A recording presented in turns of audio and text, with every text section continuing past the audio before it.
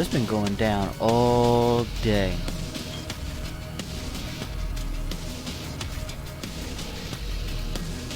Dun, dun, dun.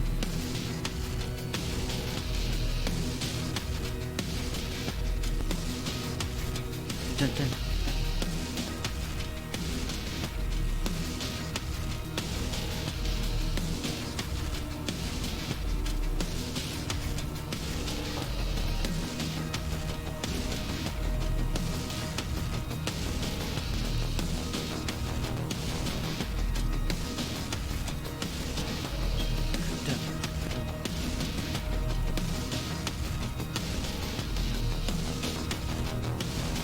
Hey, hey, hey, hey.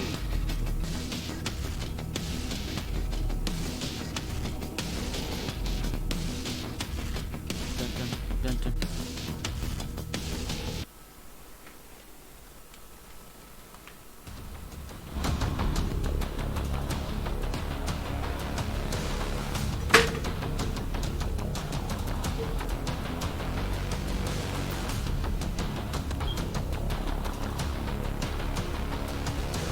Alright, ladies and gentlemen. Dun, dun, dun.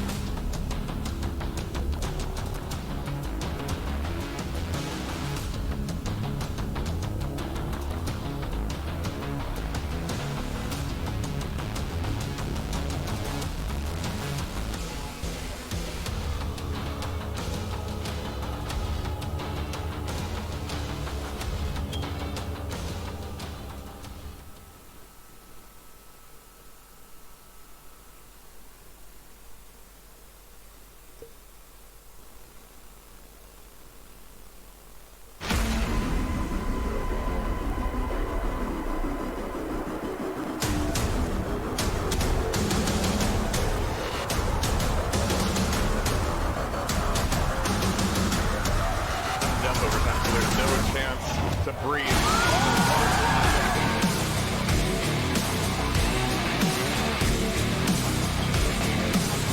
Dun, dun. Whoa! Here we go, baby! The rocket to rail! There we go, baby! The rails is not worth it anymore. It's starting to get some great rail benefits, but finally he's waking up. Woo! There it is! Woo! Carla.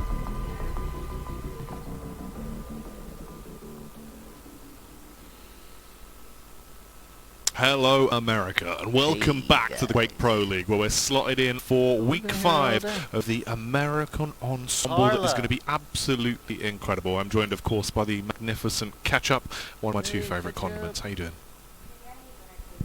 I'm doing very good, thank you very much. Sorry, I'd literally realised until I saw it on my player cam that it was too low, so I fixed it. Welcome back everybody, it's going to be a good match I think. It's going to be an interesting storyline, to be honest with you, because we mentioned this before the last break. The big story you tell about the Americas today is that RALPHA and NOSFA are actually having their bye week, so they're not going to be playing. The thing about that is that there's a lot of players in the Americas part of the Pro League that I think are kind of battling out for that sort of mid-range, and actually, dare I say, lower end of the spectrum. And that obviously comes with it a very important storyline, because no one wants to be in relegation territory by the time we have our first LAN at Luca Comics and Games. You know, there's a lot to factor in here. There are players on the bottom, you know, right now Sib and Brick sitting at bottom 2. They will be going head-to-head today as our first match. But to be honest, there's not a huge amount of points that really separates Dramis, Cygib, Sib and Brick right now. They're going to constantly go head-to-head to determine that. Their placings throughout the weeks will always determine their next matchups. But that said, ultimately, no one wants to be bottom 2. And this is an interesting week to try and prevent that if we can see some 3-0s, Jackie. Oh, absolutely indeed. The factor is as well, what's also quite interesting is NOSFA sat there in 5th place, right? This is one of those weeks where obviously he doesn't actually have a chance now to push himself further up the echelons. However, coming back into it, difference maker will be that we've seen him face off versus RALPHA obviously twice now, and it both times been a victory for RALPHA, which is to be expected. He's someone that just has so much under his belt. Going forward though, with him now being more towards middle of the pack, this is an opportunity finally for him to actually try and get himself some big money makers on the board. Absolutely, and I feel like that's going to be the the running theme, shall we say, of Americas is that by having a really, really amazing week and securing a 3-0, there's somewhat of a chance that your reward for an amazing result is going to be RALPHA in the next week. And that's not really something, I wouldn't really consider that a prize, to be honest, but it is an opportunity at one of the greatest Quake players in Quake Champions, absolutely, and what a lot of people say is the greatest Quake player of all time now, thanks to his accolades and champions, combined with his history with other Quakes too. So ultimately, look, if you get a really good week and you get 3-0 and you're on the higher end of the leaderboards and you've got to fight RAF in the next week, all it really is just an opportunity to get experience. You know, experience that might help you in future weeks versus the rest of the competition, or even then, going up against players of the highest caliber when the LAN comes around, you know, because there's no getting around the fact that when everyone had to play everyone in round robin at QuakeCon, the EU and CIS did very sort of dominantly rise above the Americas in that tournament, but that doesn't mean they're completely out for the count. These Pro League weeklies are a wonderful opportunity for players to kind of fight through the ranks, playing against each other, and then come back stronger than ever for when they inevitably have to get the runbacks, you know, versus the EU and CIS Titans. But game number 1 is going to be a battle of players that are just trying to avoid relegation periods at this point. It's going to be Brick and it's going to be Sib. We'll see what happens here. I think Brick is definitely going to be a player that people are rooting for. You know, we're really trying to see if Brick, is this the week that Brick it's a win on the board, because he's had a really hard time, and I know that Duel is not his bread and butter. Like, I know Brick is through and through. He's always been mostly a team player in Quake, so obviously the Pro League making it so you have to play Duel. It's been a learning experience for him, if anything, against someone like Sib. This week, maybe this is the week we finally see a good result from him. Well, there's a lot on the line. Relax, and I feel like Brick, he's one that wants to impress, and we've actually had some really, really good starts from him in the past couple of games. He's been coming in hot, he's been hitting some tasty shots, and I feel like there is a chance that this could be his first win. We've also got the support from the home crowd here, Producer Reese in the studio. He said, this is it. This is when Brick comes in for his victory. You're a bit of a Brick cheerleader as well, actually. I like a bit of Brick. Break. I like a bit of during the break. But ultimately, you know, like that's not even a joke. Like, we'd love to see Brick finally have a week where he's able to kind of get that breakout performance. Because he's got, even in the highlight reels that we have for the players, there's some real moments of greatness from his combat skill, you know. And I think being a team player, actually, combat skill kind of almost comes with the territory that you're naturally going to be able to kind of control the chaos of an arena FPS. So the fighting ability is not something that really Brick has to worry about. It's just all the sort of the technicalities, I suppose, that come with Duel instead. But obviously he has got an opponent. His name's going to be Sib, and this is another week where Sib, you know, had an unfavourable result last week. He had a bit of a sort of catastrophic week last week, to be honest, but that's how, what comes from that is how you recover. You know, it just comes down to how you get back up and you come back stronger the week after, make a name for yourself, and hey, the climb continues. Well, that's the thing, right? It's not about how hard you hit, it's how hard you can get hit and keep on getting up. Unfortunately, last week, he kind of didn't get up. He stood there. Hopefully that doesn't happen this time around and he can do some damage, because we know he can. Sib was looking pretty good going into Quake Pro League. He was hitting some really filthy shots. Movement was fantastic, and that's one of the factors that I thought we had an edge with. I predicted him to take last week because his movement is actually really, really good. He's one of these players that has good mechanical understanding of how to navigate a map very flawlessly in such a way where, you know, you're like, damn, all right, this guy has that natural talent. He just needs to keep that going through and not burn down too heavily. I want to give a small shout-out as well. I actually feel like Sib has one, like a top three player themes. I really like. Strong. I really like Sib's one. It's one of my personal favorites. I'm actually super curious, you know, as to what you guys and girls at home have. If you were to like rank your favorite player themes for your QPL, I'd actually really love to hear your opinions, because I'm sure players have favorites. I certainly have favorites as well. Shouts to Marky Music, the music god. Always great to have your work on our broadcast. We have the videos ready to go, the picks and bands, and all that good juicy stuff, and we can see what we're going to expect. Corrupted Keep first, obviously by Brick. Sib going in with Blood Run, and then Molten Falls to finish. Interestingly though, it's going to be a battle of the big bodies on Blood Run. Something we see quite regularly in the Americas is Chunk versus Chunk. You know, it's Sorlag, it's going to be Clutch, and finishing off with the Molten Falls, Anarchy versus Nyx.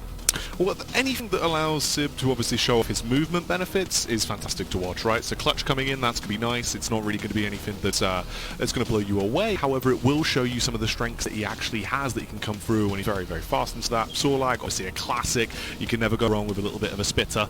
Later on, though, I'm interested on Molten Falls. That's the one for me that I've got my eyes on as the final decider, because honestly, it feels like you can never really predict what's going to happen with Brick. It's kind of a rough one where, you know, he really hasn't been able to get his feet off the ground. Going into this, man. I don't know what to say, Ryan. I don't know if I'm going to say that this is going to be a 2-1, if this is going to be a 3-0, or if this is just going to be an all-out scrap, and it will basically be predicted as it goes on. It feels like it's going to have to be seen to be believed. I'm going to be honest, I'm actually kind of gearing towards the all-out scrap prediction. Yeah. I really think this one might be a bit more of the unorthodox, because it's just two players that seem to have quite, I suppose, unpredictable styles. You know, like Brick, he struggles, yes, but he has real moments of just crazy plays and these wicked decisions where it's there. The potential's there. You just need to tap into it as each week goes by. Sib, you know, he's got, you can definitely say he's got some stuff to prove after last week, and he's looking to do that today. And we'll see what happens, shall we? Let's get started here. America's game number 1, Brick and Sib.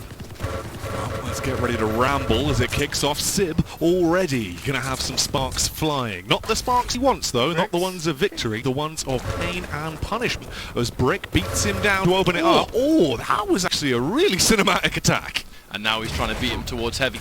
Has done massive damage to Sib. I guess the cherry on top might be that Sib perhaps denied the heavy. But now he's stuck in a very unfavourable position.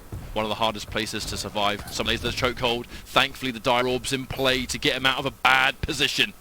Sib alive, but at what cost? He's very, very weak. There are a few health pickups, but yeah, hesitant to jump down there until he knows where Brick is, I think. I like this though, Ryan. The approach already from Brick has actually been fairly systematic and smart. We're a minute in. It's 1 frag for Brick. Already a good early game start. Those normally tend to bode that he's going to have a good game if he actually comes in to the early game. Right now, set in a poised position to try and do some damage. The rocket going to go out, whizzes by, doesn't actually tag on to Sib for the meantime. But he's pretty close to having everything he would want in his arsenal here. He has 5 rockets left, though, which could be a predicament depending on how this goes. Well, the fight breaks out. Unfortunately, such is life as the Doomslayer. You get caught trying to double jump around a corner and you're stuck in LG town with no escape. It's not a very amazing position to be in, to be honest. You've got to be really careful with those double jumps because it's so easy to get caught in a bad position. It's like the balance, right? Really good against rockets, so the payoff's terrible against LG. Yeah. Doomslayer doesn't like getting his feet off the ground, man. Ooh. Bit of an awkward firefight between them both right now. Brick not really taking much damage at all. He did get the Mega as well, so he's going to be fairly happy and confident in terms of the health. He actually goes for the wild reface there as well when he was so low. On the other hand, Sib backed off at the same time. So Brick, he's able to rebuild up that stack, get himself into a better position, trying to go for the elevated jump back up as he wants to get himself back up on the high ground. He's now got 9 rockets. He's grabbed himself the extra armor as well. Spotted out by Sib, firing down death from above. Ryan, is this where things get spicy? Oh, Brick, he's certainly got his foot on the gas pedal, but They're moving really, a lot of damage really actually slow too. in the NA. Wonderful damage with that heavy machine gun. Needs to try and beat him down towards. This definitely isn't a battle for Mega. This is just a battle to try and get some positioning, get some damage on deck. Sib doing a really good job of running away, and Brick not really being at range to do significant damage. He's getting loads of damage from the machine gun, yeah, sure, but it is bit by bit here and there, right? There's a lot more that needs to be done.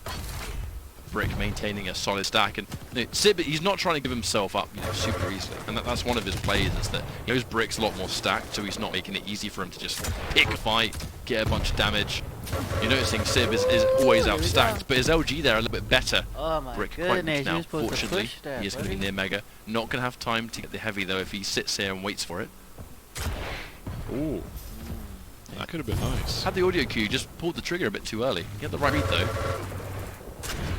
And, oh, damage. Sib, weak once more, but what's his escape option going to be? Finally picks up a frag, and Sib's going to fall. Well, Brick's 3 been minutes busting up and a on half Sib in, for 2-0. And there it is, looking for the shot. But he's not very well stacked, and that's the thing to worry about. Now it's a bit more of a defensive game, trying to sit around, and once you've got sufficient information, restack, try and take a fight a little bit later. Not right now. He knows he's coming in for the heavy. Fight's going to break out, and it's going to get chased. Wonderful rocket, but he needs a lot more than that. This should be a refrag, and he's got no rockets! Oh no! And he pops the rocket again. Muscle memory must have kicked in. That's, you know, the sound you hate to hear, that click. Yeah. Meaning you don't have no ammunition, you just can't frag out. Instead, they instantly fall back into chaos. Look, Brick, he does have an extra little bit of HP to fight with. They are going to be jumping back in, but his arsenal isn't quite as strong. Firing down from above. Sib, tremendously low at this point. Surely he's just got to back off and cancel out on this one. He does use the dire orb for the escape. But he has no idea that the health bubbles weren't around. He has minimal health to come back.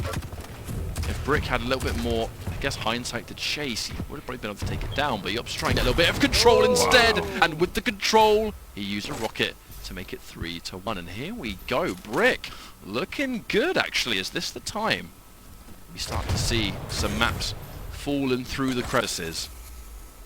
It could finally be the time that hashtag Brick was freed rather than hashtag free Brick, as he seems like he is coming for a victory here. 3-1, grabs himself the armor, a very hefty stack, as he's looking like a chunky boy right now. He can definitely do an awful lot of damage and soak some damage as well. Goes back in, headbutts against Sib, as they are going to duke it out. All of the damage coming through. He is in an attempt to get himself out of there. Brick can trace this though. He's constantly hitting him, and that is going to be another elimination as he pummels him down, getting himself a 4th on the board now, Ryan. I worry that Sib is overstaying his welcome quite regularly. Also, using his dire orb, and if it doesn't really secure a frag or even a favourable position, he's still kind of sticking around. I feel like sometimes if the orb doesn't work out, and that may have been a bad rocket jump, but he got some decent rocket damage in return to force Sib away temporarily. No, my point was, I think Sib is kind of sticking around a bit too long, you know?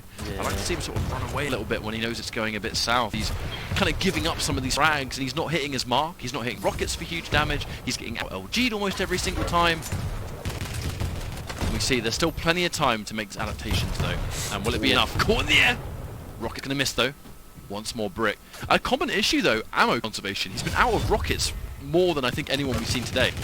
Yeah, he really has been leaving himself high and dry pretty much constantly with that rockets. He's still going for the shootout as well. This time, luckily, he will be able to restock as Spawn just comes back in and then in time. Already down to 6 rockets, however. There is a crate there if he wants to try and grab it. Instead, pushes the agenda, grabbing himself the Mega, throwing himself now straight back into the fray once more. Brick has been kind of just running this circuit so far. I feel actually a lot of these locations have been kind of unchallenged too. He's been getting the heavy and the Mega, and it's reached a point where Sib is kind of far behind, so I think he's a bit more reluctant to consistently stick around with these big pickups, but that's one of the issues he's been finding. My Brick has been consistently just outstacking him because of this control, and because he's been sitting around on these pickups. And oh, he's there, but oh my god, he finally hits the 100. And yeah, Sib, nothing he can do to survive there. Doesn't matter that he's out of rockets, because he can just collect it from Sib. Generous donation there. This actually very much could be the first time we see Brick pick up a map here right now. As at this point, he is actually doing damage versus Sib. He's hungry for another kill as well. Burning his way through him. Sib barely getting away. If that was any other champion, dare I say, he might have suicided off that one. But thankfully, Ranger with the less self-damage, the rocket against the wall wasn't punishing enough to finish it off. But again, Brick, he's out of LG ammo as well. He's consistently running out of ammo, and I think it's actually one of the things that's really holding him back. Not the end of the world, though, because he's actually still alive, and he's still got a sizable lead here, but he is consistently running out of ammunition.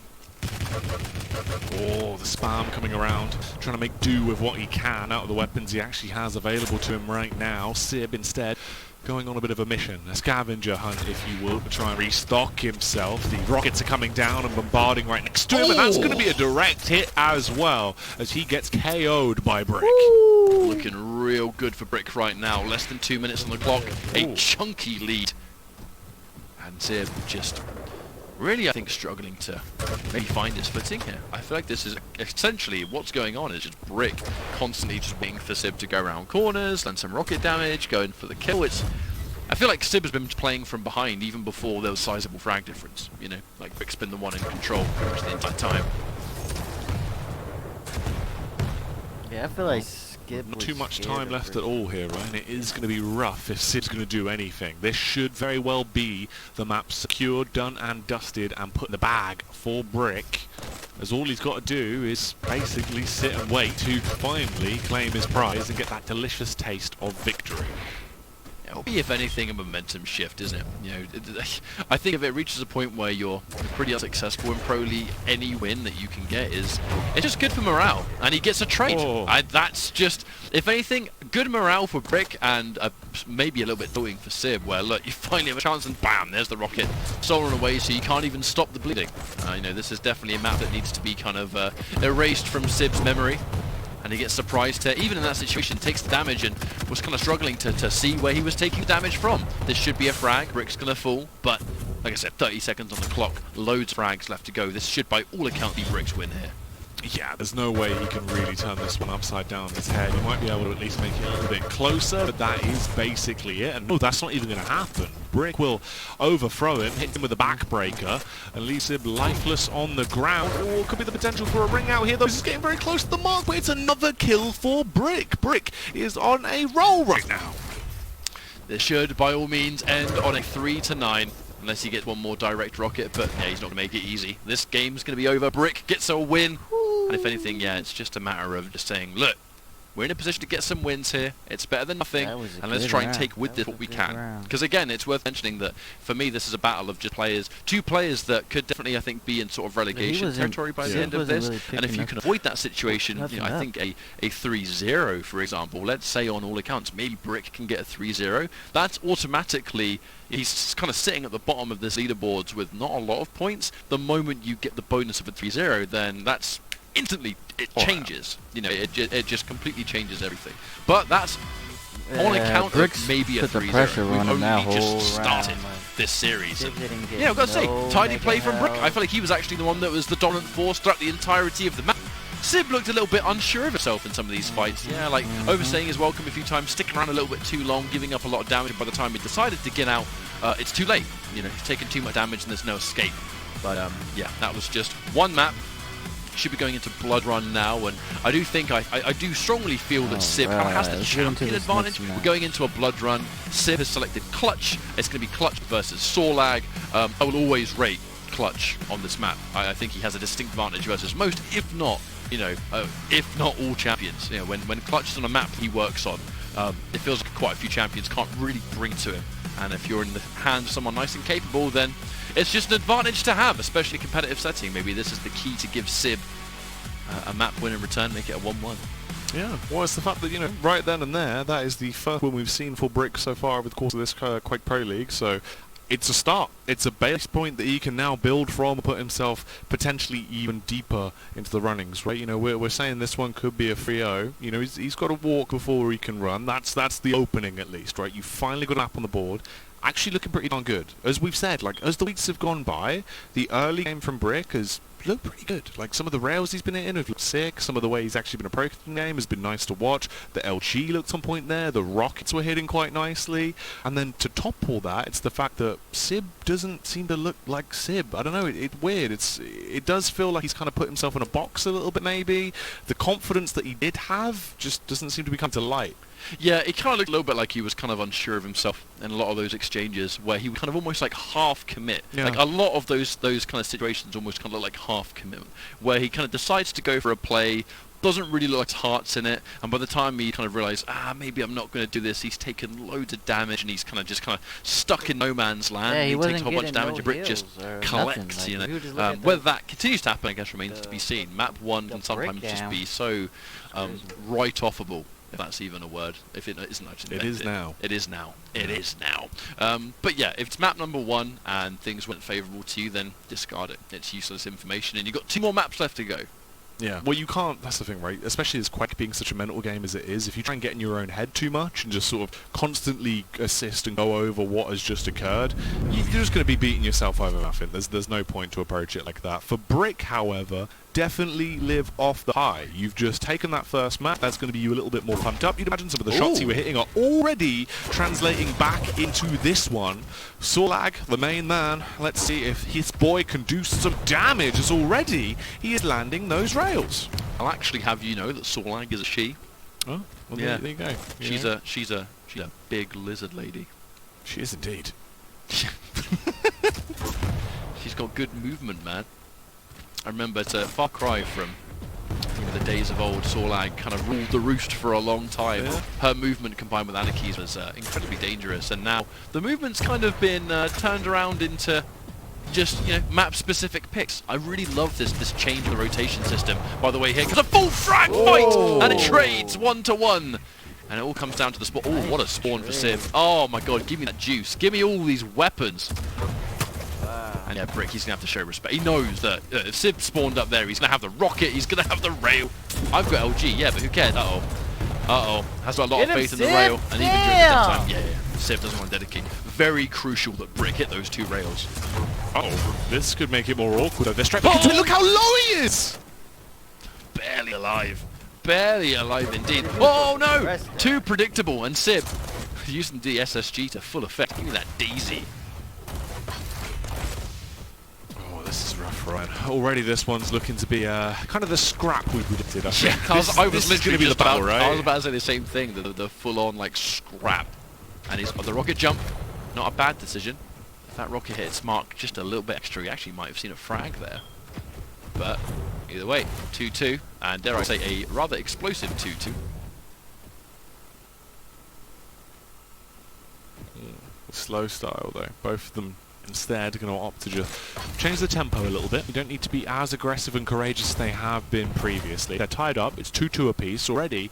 That's quite a lot of damage done early on into the game. Ooh, nice read there though from Brick. Yeah, Brick just kind of covering his bases and making sure there wasn't too much threat. And now actually, yeah, there's a lot of respect there from Sib. Has to give up the mega and the damage and the knowledge that he's actually where he thinks he is. And that's going to be heavy too.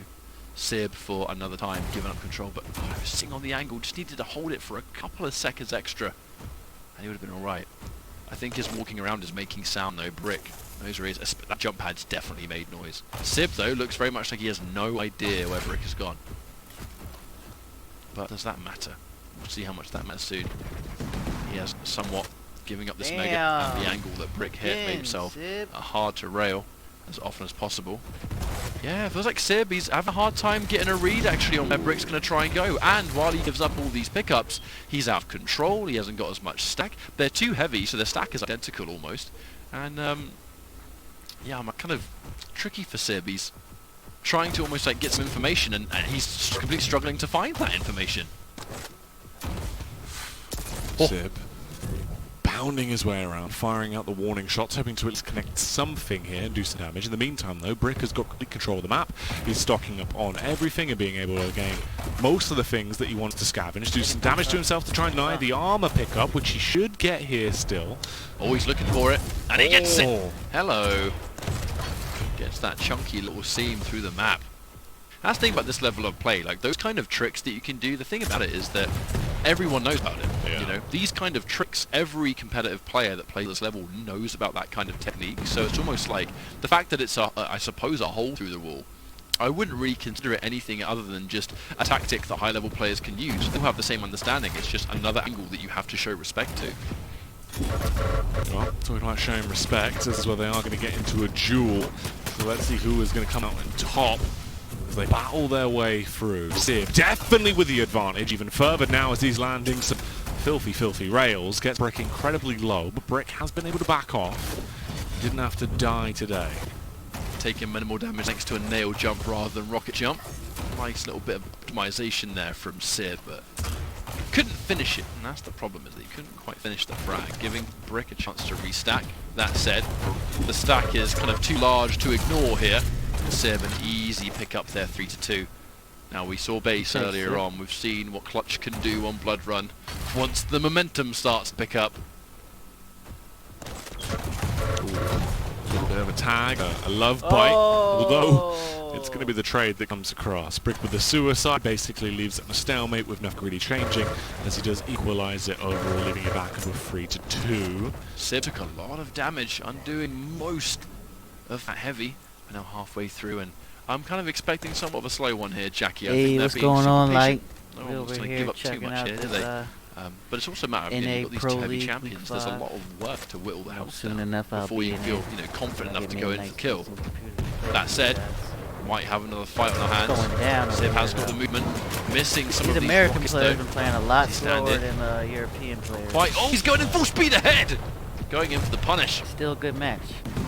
Now he's trying to get as much bonus the damage duo as he looking can at off right Mega, now, and in that's fact black gets dude. a His name is sizable Brick. amount on the flip side, actually. He won the round before this one. Yeah, and I feel like we're going to start to see Sib play this hyper-defensive runaway game. And But this is Sib- actually more reminiscent Sib of is what not going you for expect any, to see like, from Clutch. any This is major what Clutch heals or does. any major He, armor or in nothing Blood Run like in particular, can use that He's playing movement real conservative. to just run away for 5 minutes or 10 minutes, however long you kind of sit on a lead. And we can really see signs of that now. Gets tickled by the tribal. Not enough to 6 really minute mark, worry 4 just minutes yet, but left it's in why this Sib round. isn't shy of giving up those pickups. He's happy for him to have 10-minute Mega because he wants rounds. to play this runaway game. Thing is Brick going to be able to put a lid on it, or is he going to be chasing ghosts for just over 3 minutes now? If Sib was smart, he'd It's fucking worrying run stuff. this I whole mean, time. Sib really can afford to just play the delay game and just bound around and be a bit of a sprinter in this scenario and make it so hard for Brick to actually get back into the action. For Brick, he needs That's what to he should do. constantly try and push the agenda and go in for the fight. He looks to try and get himself an opening here, though. The rail is ready. Going to go in with a rocket. Misses on both, unfortunately, and takes a ton of damage himself as well. So this doesn't really go the way he wanted it to, as he does get confrontation versus Sib. It's not being evenly split either. You know, Sib is there consistently he getting goes. the heavy unchallenged, of which he's actually going to go in and try and go in for the shield wall, but he can't get the Nice trade. one. He hits as much damage as possible, but I mean, that damage reduction, it makes a big difference here. But Sib surrounded by health bubbles, so the restack is not a problem here. Hits the rail, and using dash just to cover some more distance. Oh, missed that rail. I feel like That we're going to be would've seeing hurt. this for the rest of the map, to be honest, and now it's going to get even worse because we have the 2 frags rather than 1.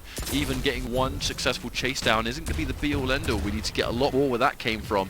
Chasing all the way, falls victim to the SSG. Misses a shot, but hits the money shot on the rocket. Doesn't even matter that he missed the SSG at that point. And the frag lead is starting to completely separate. And this is what Clutch will do. You know, this is why this champion on this map is so strong, and it's why he's so bannable all the time. Looking for the air.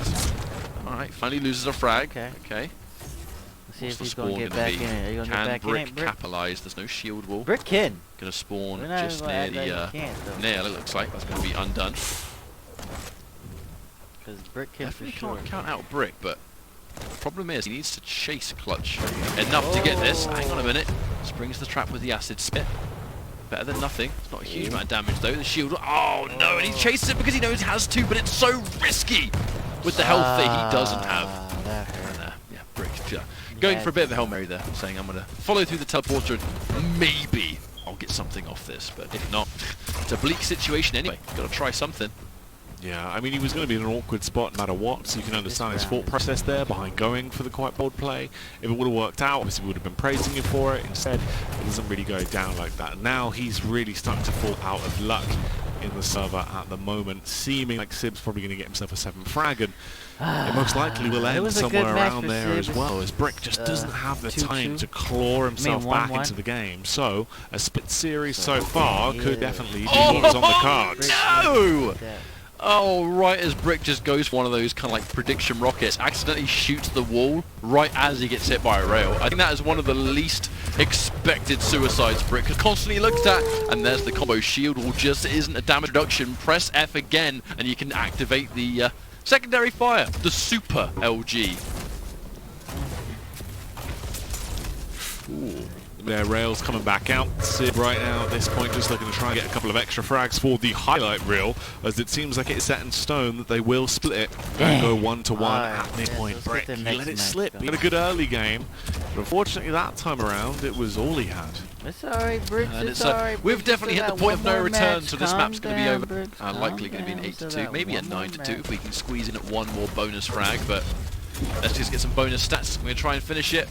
Making it not easy, and hang on a minute. Oh, he gets the flick anyway. What a shot. And that's going to be 9-2. GG is right, GG. Brick. It's now going to be a 1-1.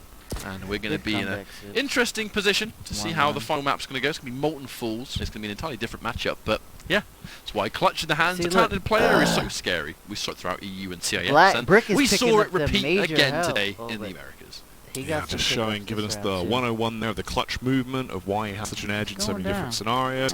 But that time, Sib looking a whole lot more awake, just actively going into combat more Yeah, so Sib just wasn't as looking passive commanding as rather he than what we was saw before, in that where, last as you said, it the was last kind of a little match, bit he was sort really, of really half-baked. 50-50 on if he actually wanted to go for it or not, if it was just a gamble. Didn't look like he was actually very confident in his own plays. Here, This he looking was good. just It's going going in. And when he went in, he went in hard. Fuck that bullshit. Yeah, it was actually, we saw shades of that at the very beginning of Blood Run because it was so back and forth, and then, you know, the moment Sib had his momentum, and I know Clutch is a big part of that, where the moment he has a huge stack over you and you kind of play that defensive game, I feel like he kind of almost has the upper hand because you are forced to come to him. You know, the moment a champion exists that forces a certain playstyle or situation out of the opponent, kind of against their will, that champion has the advantage and the player along with it. But, you know, it was a good pick, and it was well executed, so it's no wonder we saw such a good result from him in map 2. But damn, we have got Brick, one more you match to needed get that through. It's gonna be 3-0 run, multiples, man, to take off, and, dog. I mean, we'll just have to see how this one goes, because Brick, very, very dominant first map, and then we have to look at Blood Run, dominant on the other side. Is there going to be a series win here for Brick, or is it going to be just one map and leave it? It's quite an come on, interesting Brick. circumstance, to be honest. I'd quite, I promise, a non-biased note. It would actually be quite nice to see Brick kind of secure a series win, you know, because it is momentum going into a future week to say, right, it's progress, isn't it? Progress is better than nothing. Well, that's the thing. It's actually something you can look back at and be like, okay, this week we actually walked away with a win overall. Yeah, it's been versus the 5 fact that weeks, Shaw he ain't got technically a win. hasn't He only actually got had one a win at all Dang. at this point, so that's still better, but it's not really what you want. You know what I mean? It's not the gold, right? That's kind of like the silver prize. If you can get a gold win right here, sure, it's not the 3 stars. You haven't got all 3 of the maps. So you can't have everything in life. Sometimes you want to just try and Let's go get back for into the it. Let's 2. go, But we're Brick. back in. This is it. 3rd and final map. Sib, Final this map. is one for him to try and basically clear the air of last week, reset his mental state, and come back in strong. If he can try and take this one serious for Brick, this is really just him finally making his mark on the Quake Pro League. Let's see who is going to take it. Brick versus Sib. Interesting matchup of Nyx versus Anarchy. I know that, you know, there's going to be a lot of these confrontational situations where Ghost Walk will be Gonna be a forced. nice Brave round. actually of Sib to A lot of kill rounds, it should be. not pull Ghost Walks just yet. Brick's going to be nice and aggressive, doesn't want to give up too much of that push if there was any more extra damage on the table. Very brave from Sib after eating a direct rocket, not popping his Ghost Walk. I think he actually trusted more the angle he was going to get sent to, and Brick's more reluctancy to chase down such a tight corridor. Well, the movement from Brick is always going to be a factor that could come in and actually be rather interesting to witness. Let's see. He's been naughty on this map in the past when it comes down to landing some very sickening rails as well, so wouldn't be surprised if he's going to serve up some of those for us today. Unfortunately for him, though, he has been obliterated, left as a puree on the floor. Oh, how are you going to recover from it is the question here. Sib's got that 1 frag advantage. Brick, I'm eyeing the fact that he's got no armor, and that makes me worried. Okay, he finally goes towards the light. I think he knows the light was a bit risky. There's that missed rail. So, Brick, in and out. Gone in 60 seconds, no chance of you fighting for that mega right there. And now Brick straight back in the fight just a little bit. We'll see what we can get from it, but this is a very common place, right? Sitting in the center of Molten Falls, listen out, get some of that information, spring the trap. That's what Sib's going to do, gets caught swapping weapons though. And interesting that he goes in for rail. It's a pretty brave play, and it's not going to work out. I definitely think swapping for that rail was a mistake. Yes, Yeah, that was that's a one of those super where it's mistake. classic You had sort him. of, you know, You had weapon him. prioritization, just kind of get an inch ahead a little bit of how you feel like you could take the Come win on, on that Brick, don't get in situation. your own It was a head, gamble, dog. it didn't Don't really get in pay your own off, head. although it has equalized things and left us at a 1-1 now, so you never really know. That is the final rocket shot out as well. Again, Brick isolated in terms of the ammunition. Brick- As he relieves Oh himself my high and goodness, dry. he's He wants to get the killing me with follow-up. that He fully fucking- commits to it as he just holds himself exposed there Killing at me the with open high ground. But he couldn't get ammo. the He's follow-up rail off. He does not go paying down, attention to how much perishing, ammo and he's giving using. Sib a second. It has been a consistent trouble for Sib's Brick, hasn't it? rail. It's just Oh. being Yeah. on ammo and not really aware to acknowledge it. You know, you have a fight that breaks out and you get that one click and you have to swap. That's about a second wasted. That 1 second that you waste see is Sib has the difference been- between he's life been and death trying in to this get level of more, play. kills Goes to the this time, teleporter, more lovely megas. optimization. But he's He not going to wasn't get that chased in first Brick. round. He wants to win, but he's not going to completely tunnel vision, and I like that. You know, I was kind of concerned that maybe when you see like a Anarchy coming out from Brick with how he's been trying to chase he's before, playing that smart. perhaps he's just being a little bit too eager Oh, you to missed seal that it. wall jump. But Back it now, up, get it again. here's that position once more. Mega should be traded away. There's not been a lot of crucial fights through the pickup so far. A lot of the action's kind of just been here and there, hasn't it? Yeah, it's been a bit all over the shop. There's been nothing too consistent about anything we've had so far, although maybe this could be the start of something new for Brick here, as he tries to re-aggress into the fight. Sib doing a good job of at least keeping his distance, really keeping him at arm's length. He has to drop down, he goes for a wild rail. That He won't got land, stuck but the right follow-up there. shot definitely will. And even then, I feel like Brick was kind of caught no man's land. He was kind of just stuck near the corner. There was nothing to pick up. There was no escape route. Even if he tried to circle jump his way out, he was probably, you know, victim to like an OG or something similar. Kind of unusual for him to be caught in that corner. Even if he hit a rail there, he actually wouldn't have killed Sib. But these temporary moments have been caught out of position. Oh, nice little rail. A bit fearful for Brick now. I think he's being a little bit unsure himself of where he wants to go, but without realising that Sib is just following his every move. Oh. Gets the first shot off, both of them so low at this point, and Sib a little bit scared about the situation. Instead chooses to go for the ghost walk and get himself into a better spot, and that better spot is to punish as Brick goes down, blown to bits. Sib has been showing some really tidy nail movement, by the way. He's been doing it the entire series. That's the thing, his movement is actually pretty sick. Yeah, he's got a lot of trick jumps down too, and you know, those a lot of the nail trick jumps aren't actually they're not as easy as they look. He is on point with Yeah, that. it's the knowledge. Throwing the rocket just a little bit too late, but not punished too heavily. Missing the rail, but what's the capitalization? Right, finally eat one. Oh, peak the second rail. I feel like Sib is actually kind of confident that Brick is going to miss a lot of these shots. He's peaking a lot of instances where I think if he was against anyone else, maybe not. Can he escape? Wonder. He's not able to be seen. Brick doesn't make the right read. That should have been a free frag. That was a and momentum damn, to boot. Brick. Sib forced to run away. Very weak indeed. Not railable now. Anything. In fact, Wow. or a rail from just out of nowhere, really. What a shot. That was a nice way to start to make some kind of mark on the map here. 5 minutes left. He hits a nice shot. The tri-volt coming through, trying to follow it up with the rail, but it won't actually land just yet. Gets himself the free mega. Sib up too. Now he is just on the move. He's building up speed. Ooh. Oh, the flick is deadly. Hello. That's what I'm That's talking why I call about. it Brick, head-on man. collision. Get your fucking confidence back, dog. But I mean, I feel like that Sib he's trying to be super patient, and then he's kind of almost getting more than he bargained for, Yeah. right? Like, here comes you try to listen out for an anarchy. Also reminds me of those Wile E. Coyote cartoons. He's go, sitting coming there and up. waiting for it. Meet me. It is crazy. The speed and the damage that start coming out from Brick. It's looking very effective now. Although, this is close. Brick grabs himself bubble, goes in for the rail, but it barely misses. The lightning gun will do the job for him, though, and they are tied up 4-4. And Brick was ready for the angle too. And it's just match knowledge, right? If you're against a Nyx and they're going to try and go around a corner, it's safe to assume they're going to go for the funky wall jump just to get that extra height. But I feel like at this level of play, it's so hard to trick someone with something like that. You know, it's like, don't ever try these tactics on me. He's going to ambush now. Hit the rail as well, and Nice Brick rail. has strong-armed himself back into this matchup.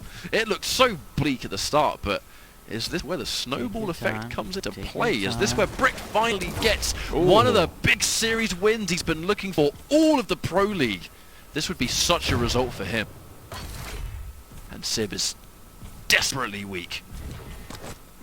Having a hard time with, I think, the sheer velocity of Brick. He's just going on corners so fast that Sib, he's struggling to react, you know? Yeah, it's leaving him out in the dust a little bit. This Brick is just so quick.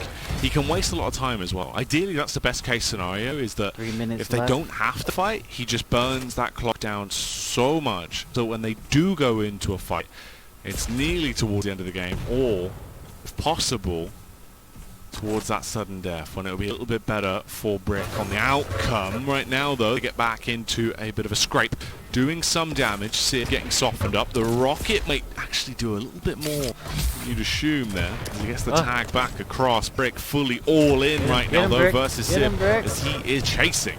Chase is definitely on, and he gets some really good rocket damage. Ooh. This Brick. should be a There frag we for go. Brick, and he catches Sib on the offside, trying to go for the rail cooldown, and so consistently I think Sib is turning to a rail when it's actually not necessarily the right weapon to use, because the downtime in between rails, I mean, that's a death sentence in itself. Now he misses the rail. also gives his position away. Good thing he doesn't go through the jump pad. He's, you know, even if it's kind of bleak and the odds are against him now, he's not being predictable. It's super easy to fall into a trap of just, hey, he's down that corridor. I'm gonna go down that corridor now. I've only got 2 minutes. And then giving up another frag. But okay, missing shots all round. And it actually looks a little like the double jump was also missed. Brick running out of rockets. Doesn't matter though, because he's gonna double back. And is he gonna go out this way for the mega? Or is he sprung the trap? He's gonna keep it afloat for now. Get some information first. Okay. I do like the evolution of the play, you know, someone will keep the mega there, extend a little bit, get some damage and then take it. And he's chasing all the way!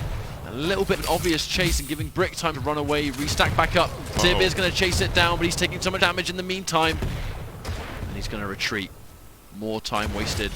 And he has to give up the heavy. Not much he could do to challenge that one. The defensive rocket, and he should be dead. Sib's going to fall again. 1 minute left. Is this the moment, Jackie, that we see a series win from Brick? And a change of the momentum he's been looking for many weeks now. Another kill! 4-8. Hang on a second. Brick is looking good right now. Well, Producer Reese back. called it, and it looks like it's a dream come true at this point, as Brick is giving it. This man is just taking out the trash, metaphorically, at this point, as Sib is being decimated. Oh, he carries on as well to add to it. He's showing no signs of slowing down. He is pulling out all the stops. GG's, and congratulations to Brick. He's been looking for a win, and he finally found one. I genuinely promise I do not even mean that in a sarcastic light. It's always really important during these weeklies that you can start to see, you can see progress. That's what the weekly broadcasts are all around and entirely based at. He's going to get one more bonus frag on Sib. The GGs should by all accounts come in, and that's going to be a win for Brick that absolutely makes Brick's him happy. free. Brick is free. Yay. He's freed. Everyone give us the props in chat. If you've got an emote that's like an applause or There a he clap, is. if anyone has one, get it into the chat. Get it in now. My boy Brick, he did Well it. done. Hashtag free Brick came true. The movement. This is a glorious day. He should have a speech ready. I think he should. He should. I wish we had an interview or something just locked in. Can he do like a Twitter statement, like a statement video? A twit longer. Yeah, Read. yeah. And we'll come back with it next week. And we'll play some encouraging music in the Oh, background. man. But ultimately, look, He's done that it. was just a really That important week for that Brick, was a and it's just, hectic we've said it before and we'll just say it again, that because these weekly shows are all about just trying It to was kinda grow, crazy 'cause Yeah. right, it's all he about giving you already that even access to had- weekly he had competition so you can just Sib's, play like, better this week than you played last he week. had him I feel like shook finally from, like, Brick the has first hit that match. mark where this might be the then beginning he just of got- he's the got inside potential his for own Brick to head. get more wins. You know, Yeah. this might not, I'm going to assume this won't be the first time we see Brick start to collect some maps, maybe some series as well. And sometimes when you go so long falling short that it just takes the one time you don't to unlock the rest of it. You know, because sometimes it can create the most colossal of mental blocks. And I like to think that mental block is now fully gone. Hey, well look, here's the thing, right? Brick is no stranger to Quake. He's someone that's obviously very, very skilled when it comes down to what is in his overall skill set, and we got to see more and more of that as the weeks have gone on. Today, we've got to see the most, right? The movement was on the ball today. In terms of the rails, it's always looking like a Brick level rail, right? He can hit some really filthy ones when he's actually playing to the best of his ability. Everything just kind of aligned, and it was really good to witness. Obviously, just the overthrow. I feel like the Vita kind of went his way in some of the positions as well, especially the Anarchy coming in at the last minute. The movement was nice. The rockets were nice. That was actually the difference maker. I feel like some of the rockets he was hit today were actually the best we've seen from him. The only awkward bit was he didn't have that much ammo most of the time. Yeah, I mean that's been his issue, right? Is that ammo Yeah, he's conservation? gotta Because get on like that clearly we ammo can see in the for- replays and stuff that there is still, I think, work to be done, to, like general, you know, quality of life gameplay. The big thing being his ammo conservation, where he's consistently running out. But only they're small mistakes that can just be sort of capitalized on and recovered for next time. And the big thing he should What celebrate else on is now is weird? the fact that he secured a win. If there is Yes, anything that he resembled did. a mental block, hopefully it's gone now. And you know, well done to Brick and congratulations. Well That's only going to be done, series Brick. number 1 of our matches so far here in the Quake Pro League for Americas. We have 3 more to go, and we have a more night of Quake to get through. So I believe we'll be going for a break real soon. Thank you for sticking with us so far for the Quake Pro League. This is Americas, and we'll be back after a few minutes. See you then. baby.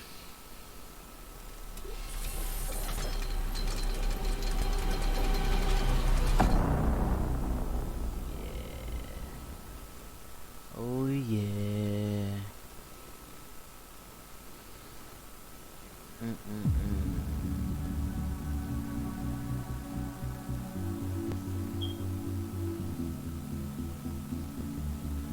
You don't never see DK out there getting it.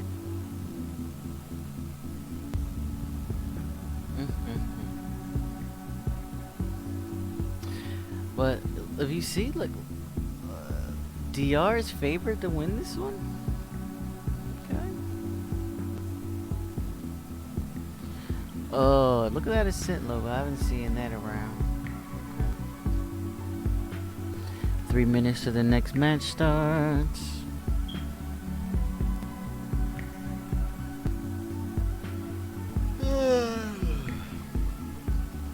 It's been a long quaking day.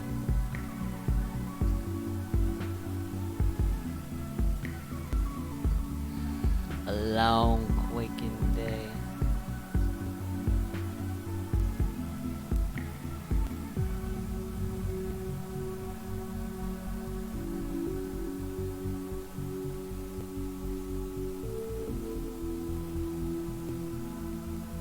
I'm trying to figure out how that took 50 something minutes.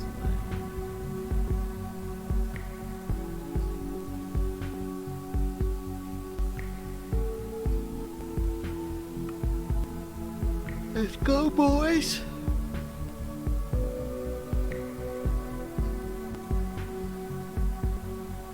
Let's go, let's go, let's go.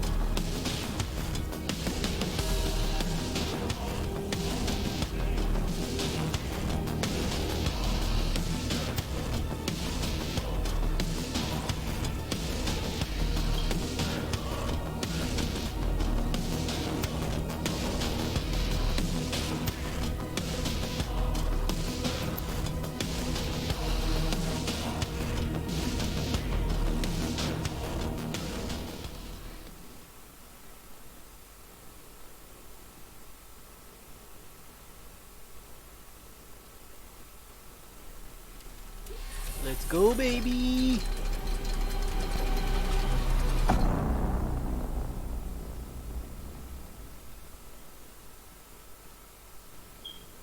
Welcome back, everybody. Well, we're plugged in for something that is going to be absolutely exhilarating. It might not be insta-gear, but we've definitely got someone that makes it look like it is. It's your main man, Cygib, facing off versus Dramis, Ryan.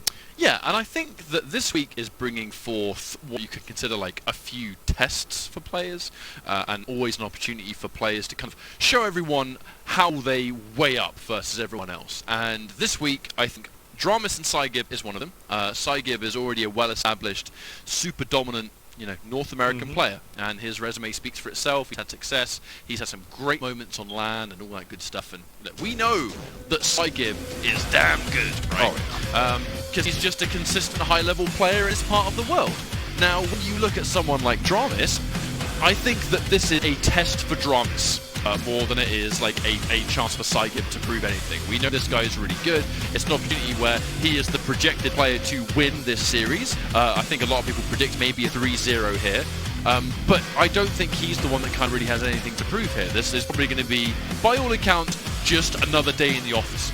And then if you look on the flip side, Dramas is a player that is one of the North American up-and-comers, you know, where he has sort of done quite well in Champions, and he's always recognised to be solid, but this is, I think, his biggest opportunity. You know, this is his opportunity to have breakout performances and take some surprising results, and bit by bit try and stay in that kind of mid-level with players like Effortless and Waz and stuff like that, to make sure they are at least able to maintain something that keeps them out of relegation period, you know. And for Dramas, this season is the season to see if he's got what it takes to stay in the Pro League as we go into future seasons to come.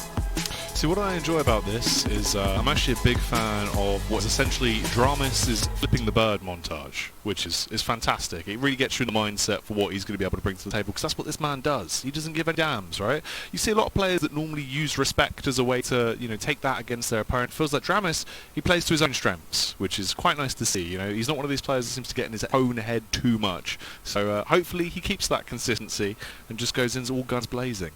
Yeah, well, we'll see if he does very, very soon as we load up our few maps. I believe we have the vetoes and the picks and the bans and the stuff you're familiar with by now. We're going to be kicking things off with Awoken Ranger versus BJ.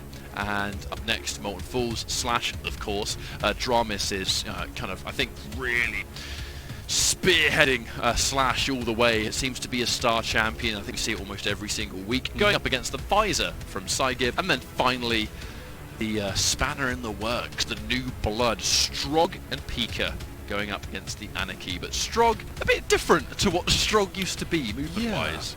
Yeah. He actually can be a bit of a nuisance. We saw some of the BM frags coming out from him as well with the little Pika plays. I mean, it's interesting. It's definitely given it a bit of a refreshing new coat of paint, it feels like, right? It's a mechanic that, although isn't obviously absolutely mind-boggling and game-changing, it's a new element that actually makes it quite interesting to watch. So it's definitely fun.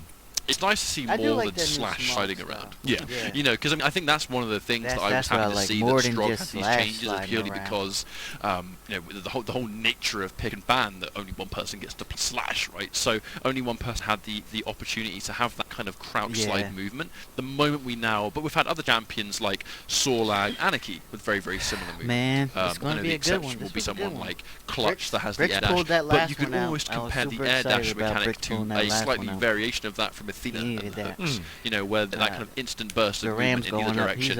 Actually, Clutch wasn't the only champion in the game that can do that because of Athena, right? So I think we're now in a position where Slash and Strog, they're kind of within the same realm. We're going to see we've Slash seen versus that as Slog. well, if anyone paid attention during the breaks. This is going to be Dramas, and this is going to be Saigib. We'll see how this one goes. Saigib, as you know, you guys saw the predictions during the break screen. Saigib projected to not only win a 3-0, but I think pretty dominantly. I think he's a clear-cut favourite here. If Dramas can get a map win, or dare I even say 2-1, or even a 3-0, I mean, he passed the test. Oh yeah, it would be a hell of a point to make if he can, although Saigib is definitely going to have all the eyes on him as a strong favourite, and that's going to be for why. Dramas, it looked like he had fairly nice control of that fight early on, but of course Saigib comes out on top, leaving him just in pieces all over the floor. Take your time. Bold play there with Dyror, but with a bold play comes a risk of death, and it's a risk that you absolutely have to take. Dramas miscalculated quite severely, punished clean for a 1-0. The dual wheel, because Saigib knows where he is. Should be a free opportunity to get some extra damage. And hang on a minute, going up to Japan, probably the one moment he wasn't expecting. Dramas with an excellent weapon swap, now into machine gun to finish the job, making a 1-1. Interesting, and Dramas kept the heavy there too. The dire orb on the entry. It's a bold play, but it still seems to be working out quite nicely for him. He actually takes the lead now, and it looks better for him, Ryan. 2 points. Oh, definitely underestimating the LG in that confrontation. Absolutely. His health just disappeared. And he was even trying to get some extra health near that health bubble. It's one way to go for sure, but it's going to be a 2-2. And now Saigib. We talk about the side of the map and who controls what side, but they've been kind of just running ragged all around the map. It's kind of hard to say who's got control over what side. They're just running the circuit. Dramas getting stuck near Banana. He's going to fall again. And in less than 2 minutes, we've had 5 frags. This is one of the fastest maps we've had all day, Jackie. Yeah, this has been a lot more aggressive in terms of the early game fight. Oh, no! Dire Orb, hello! And, well, Dire Orb didn't work at the Round beginning, 11 but it certainly works now. I feel like this kind of intense back and forth is to be expected. Yeah, well, hopefully so, right? That's what I was saying. Dramis does tend to play to his own strengths. He'll go in, and he will keep going in. He doesn't want to slow down if he doesn't have to. Saigib as well, a man that if you are going to pose a challenge and want to be a threat to him, he will take you up on that and really start to brawl with you at every given opportunity. That's why this is actually a pretty good matchup on paper. It's already been giving us some good moments as well. The murder hole peak going to come through, but Dramis won't spot anyone out just yet. Instead, goes for the elevated face, fires off the warning shot from the rail. Oh, the tri-bolt burst coming through isn't actually connecting though. It's a lot of prediction shots coming through, but there just isn't anything that's really coming up as a big hitter just yet.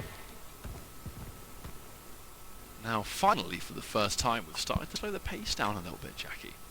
So right now, it's more about, let's try and get some of that all-important information. There's a massive delay in between the Heavy and Mega. It's definitely better than anything, but Dramis, unfortunately, zigged when he should have zagged, I think. The perfect catch there. Saigib springing the trap and getting that guaranteed trail of LG. And he gets a rail on Dramis too. This is where things might start to shift. As if it were the tide now. Mega collected here from Saigib. And a significant sack advantage in general to boot. Some self-damage from Dramis and getting caught consistently with a rocket, but I think in these positions where you haven't got the sack lead at all, especially on the stairs, where you're so prone to getting knocked up, you have to show respect to Saigib's LG. So many of these fights, I just don't think he's respecting Saigib at all in that respect. And he's paying for it, and here we go again, another one. Looking to finish it. Double nail. Oh, double super nail gun. That one hurts. Yeah, that's always going to be a bit rough. Here's the fact that Saigib now continuously getting more and more as he is punishing. The rocket is absolutely fantastic. Here comes the aggression as well as he wants to go for glory with this lightning gun in hand. Getting Dramis really quite low, just goes for the hold on the angle, instead wants to go all in with the follow-up, the rocket down to try and scare him, and then the success off the back of the lightning gun. He's in his head now. Always a matter of how someone can take momentum and what they can do with it. So far, Saigib just absolutely running it. Dramis melted again. He's going to trap him on the floor. Look for the rail. Missed the shot, but stop letting him play you through there. This stage doesn't really matter too much. He's going to try and chase it down. No, he's going in for the kill. He knows that he's weak and he should have picked this one up. They maybe potentially fumbled a little bit there from Saigib. Those missed shots definitely gave Dramis the opening, and him overstaying his welcome certainly doesn't help the situation. And double gauntlet! Saigib literally just tried to double gauntlet. I mean, to be fair, off a jump pad, maybe that would have worked.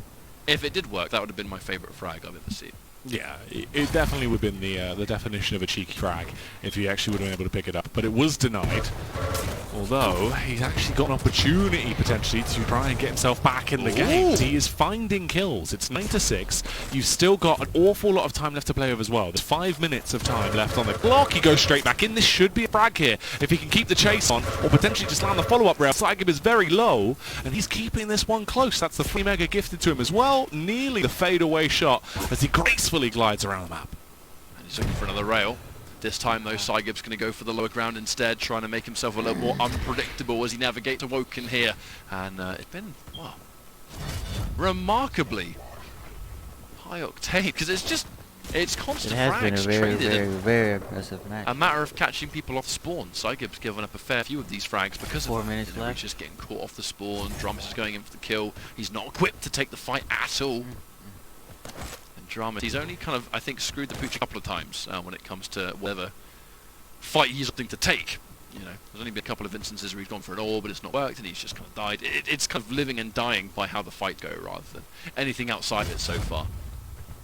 They're quite content going back and forth with the Mega and Heavy. There's been a delay on the two kind of the whole time. Dual wield gets popped, but can he finish it off? Bit of a funny angle. Dramis not ready for Saigib to catch the sick air he does, but it should be a pickup, and it will indeed. Dramis is only 1 frag behind now. Now, if he can win this map, that is one hell of a way to start the show. Yeah. Oh yeah, that's also a big confidence boost to really just thrust you into the following games in the series. To just get you really pumped up and ready to try and take it on. At this point as well, he's in a commanding position overall in terms of what he has to play with right now, as he's been able to get the health back. He's got a small smidgen of armor as well to aid him. Overall, he's going to be pretty happy with what he has in his arsenal. Or the aggression coming back around, fires out the tri-bolt warning, starts to get himself into a better angle as well as he roams around the map, trying to set up to see what damage he can do. He's got that movement speed. The dire orb is now available as well. Saigib is looking alert, looking a little bit curious about where exactly his opponent could be at this moment in time. I'm also looking Let him at get what his this map fucking could health mean all the way for there. Dramas if he gets a win. Because, you know, we're going into Molten Falls next, and that's going to be a map where he gets to use, you know, in many ways, a star champion in Slash. That's going to be some nice morale change. But 2.5 minutes away from figuring out whether that's actually going to happen. You can notice here Saigib has automatically slowed down how he's approaching. You know, he's not giving up as many of those rail angles, which was actually a big start to that push that Dramas would often go in, where he'd use the dire orb to finish the deal after landing some entry rails. It was popped, and Dramas...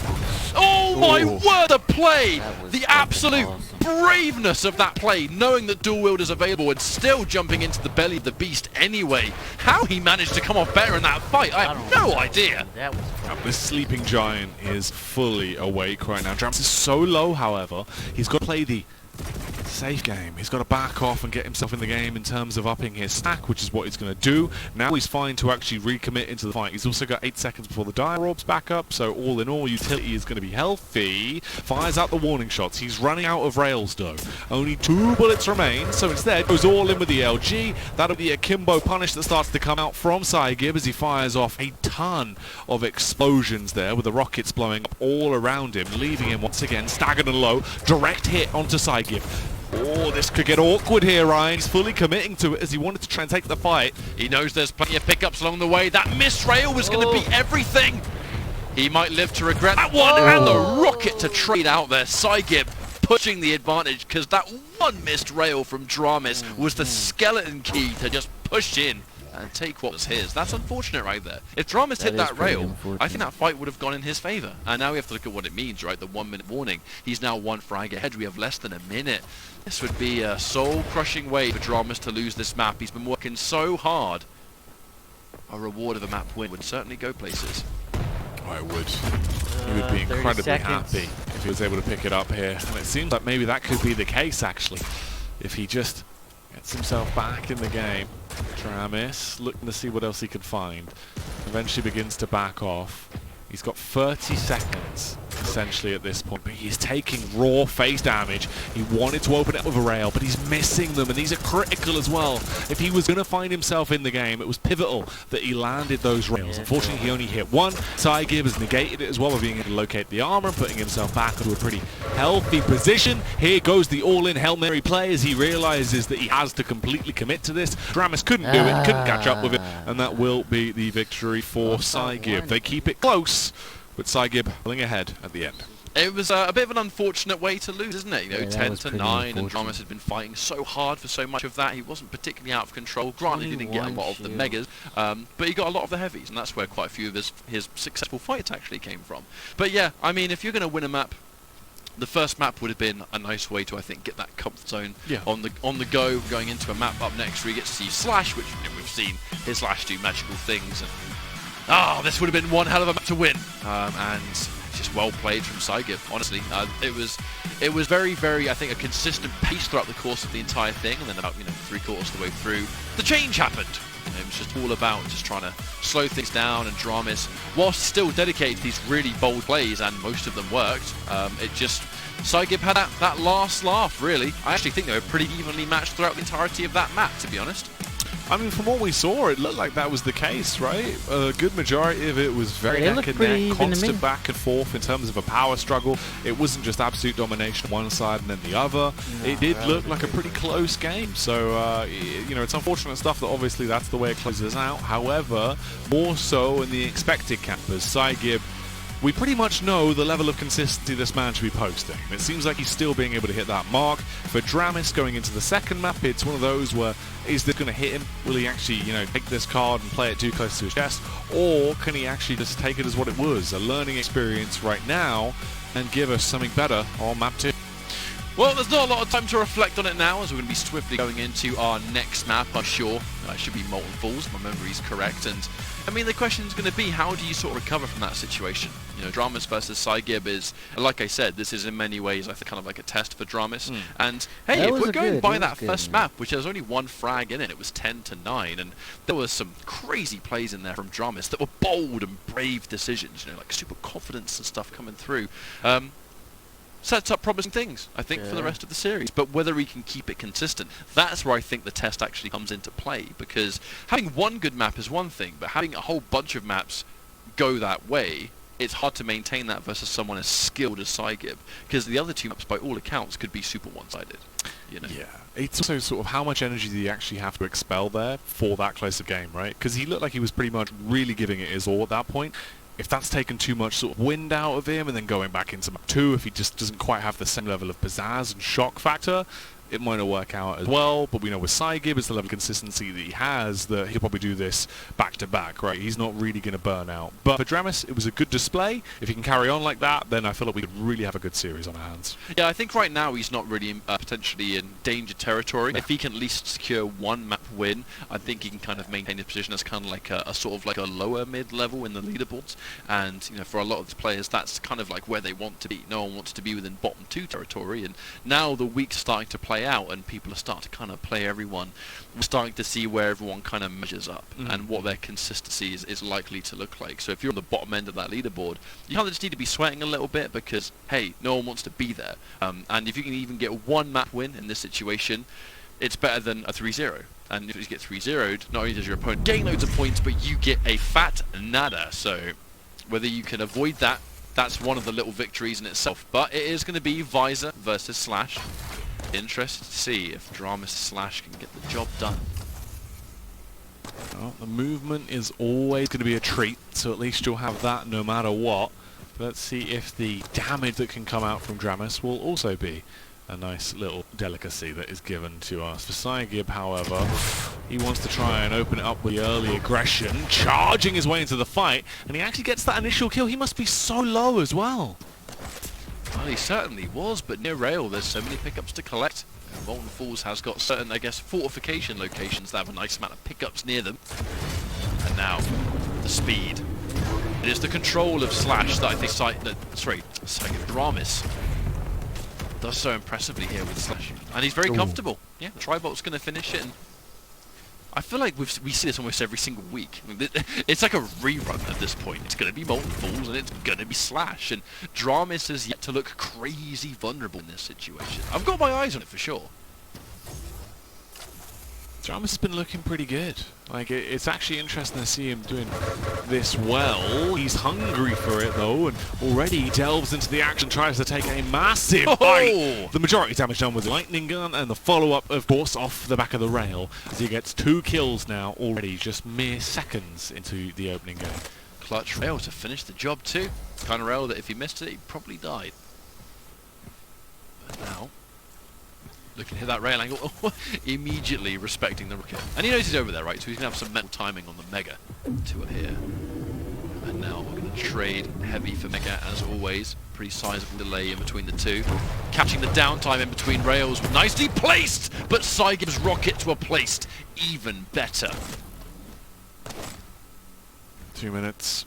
2 kills on either side already. It's getting troublesome. Although, Cygib nearly took himself out there. A lot of damage inflicted, leaving us just on 60 HP. As he'll start to push his way down. He was a little bit worried that maybe Dramis was trying to protect towards the Mega and was going to swoop in at the last second. Instead, though, he was able to take it freely, come back off. That'll be the tactical coming up as well, so he can spot out and see where exactly his opponent is. A bit of a tag coming out. Even though there was a piercing sight there, that was still a really nice shot. Even though he could see where he was, the model was tiny from that distance. But now he's landed the rail. The question's always going to be, what does it mean? He's establishing more pressure towards Mega. Hitting a Slash that's trying to go near Mega is easier said than done, when she's constantly running that circle around it. But it comes down to the delay, right? Even with the crouch slide, Cygib is still able to get there first, and there's a huge gap in between the two pickups. Oh yeah. Now at this point, things do start to get a little bit awkward as the Rail taps are going to be coming through. Saigib has the better stack to play with. Goes for the pop on that as well, so we can try and get the sight up to spot out his opposition, firing off the warning rocket as he goes on the chase. Although he has been duped for the meantime. He's been able to get away for now and grabs the Mega as well. Something he was hoping that he could at least, if not nigh, delay. But it's been a very back and forth so far. Honestly, I think it's just no one's really having the upper hand so far, are they?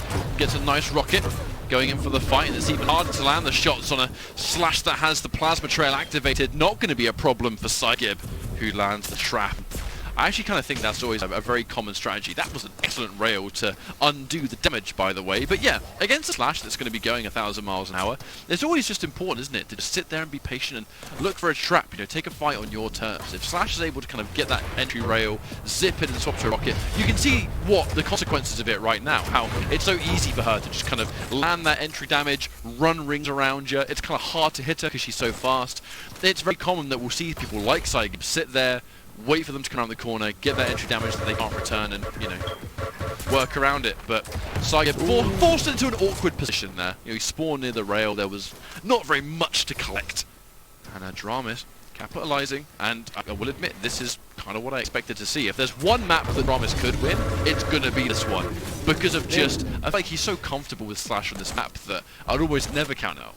Yeah, and you can see that why as well, translated into the movement so easily, the way he's been actually actively going in for the fights now, rather than basically just being a bit of a slow attacker in a lot of these scenarios. Now he's the one pushing the overall onslaught a good majority of the time. Saigib, once again, so low, nice tracing, but unfortunately it isn't going to be a big shot that comes through and rips him to pieces. Dramis grabs the Mega, puts himself in an even better position, he now finds the armor as well, and he is just on the hunt. He wants to eliminate Saigib as much as possible. But you can just see the speed and how these shots are. Oh, what a rail! Dramis, he needs more than that, and he knows it. Right now, it's not going to be about any pickups, it's about just going in for the kill and trying to secure another frag. Here we go. Plasma Trail is hot.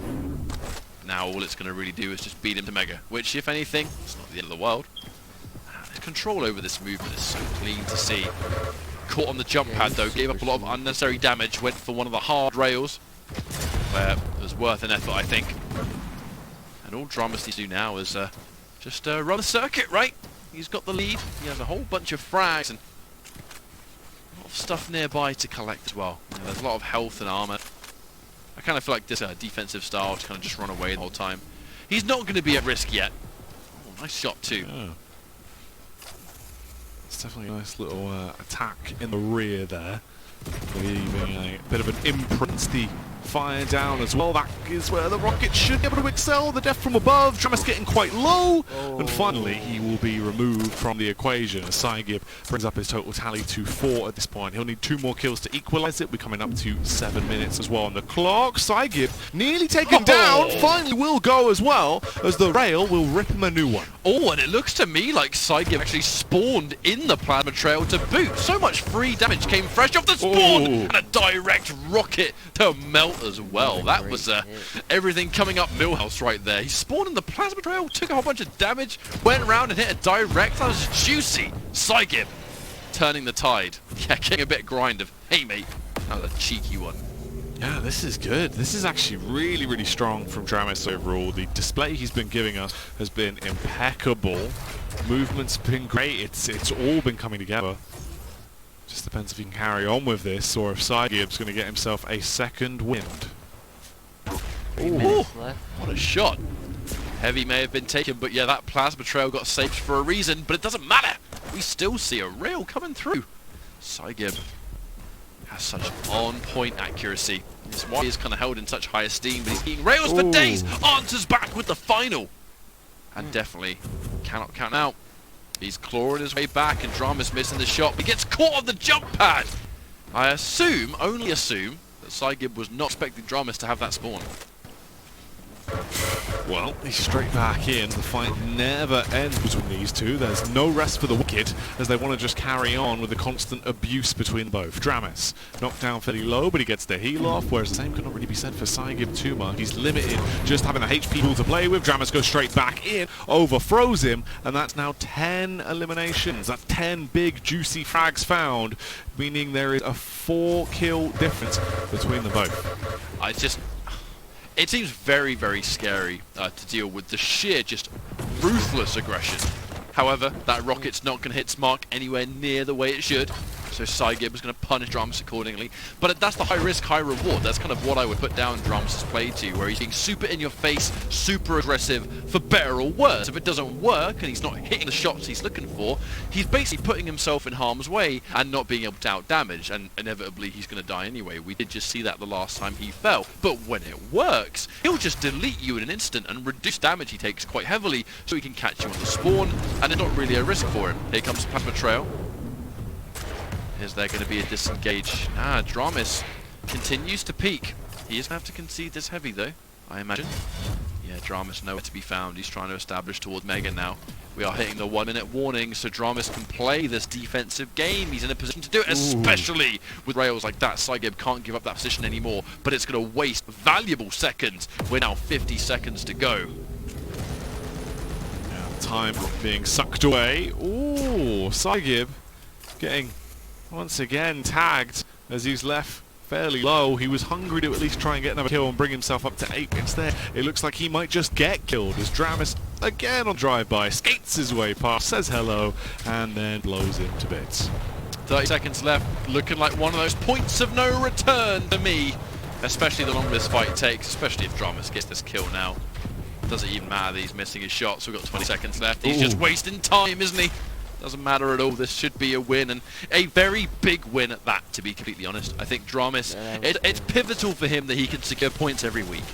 If he wants to maintain that kind of like, mid-level status, then, this is what it comes down to. Well done. Well done indeed.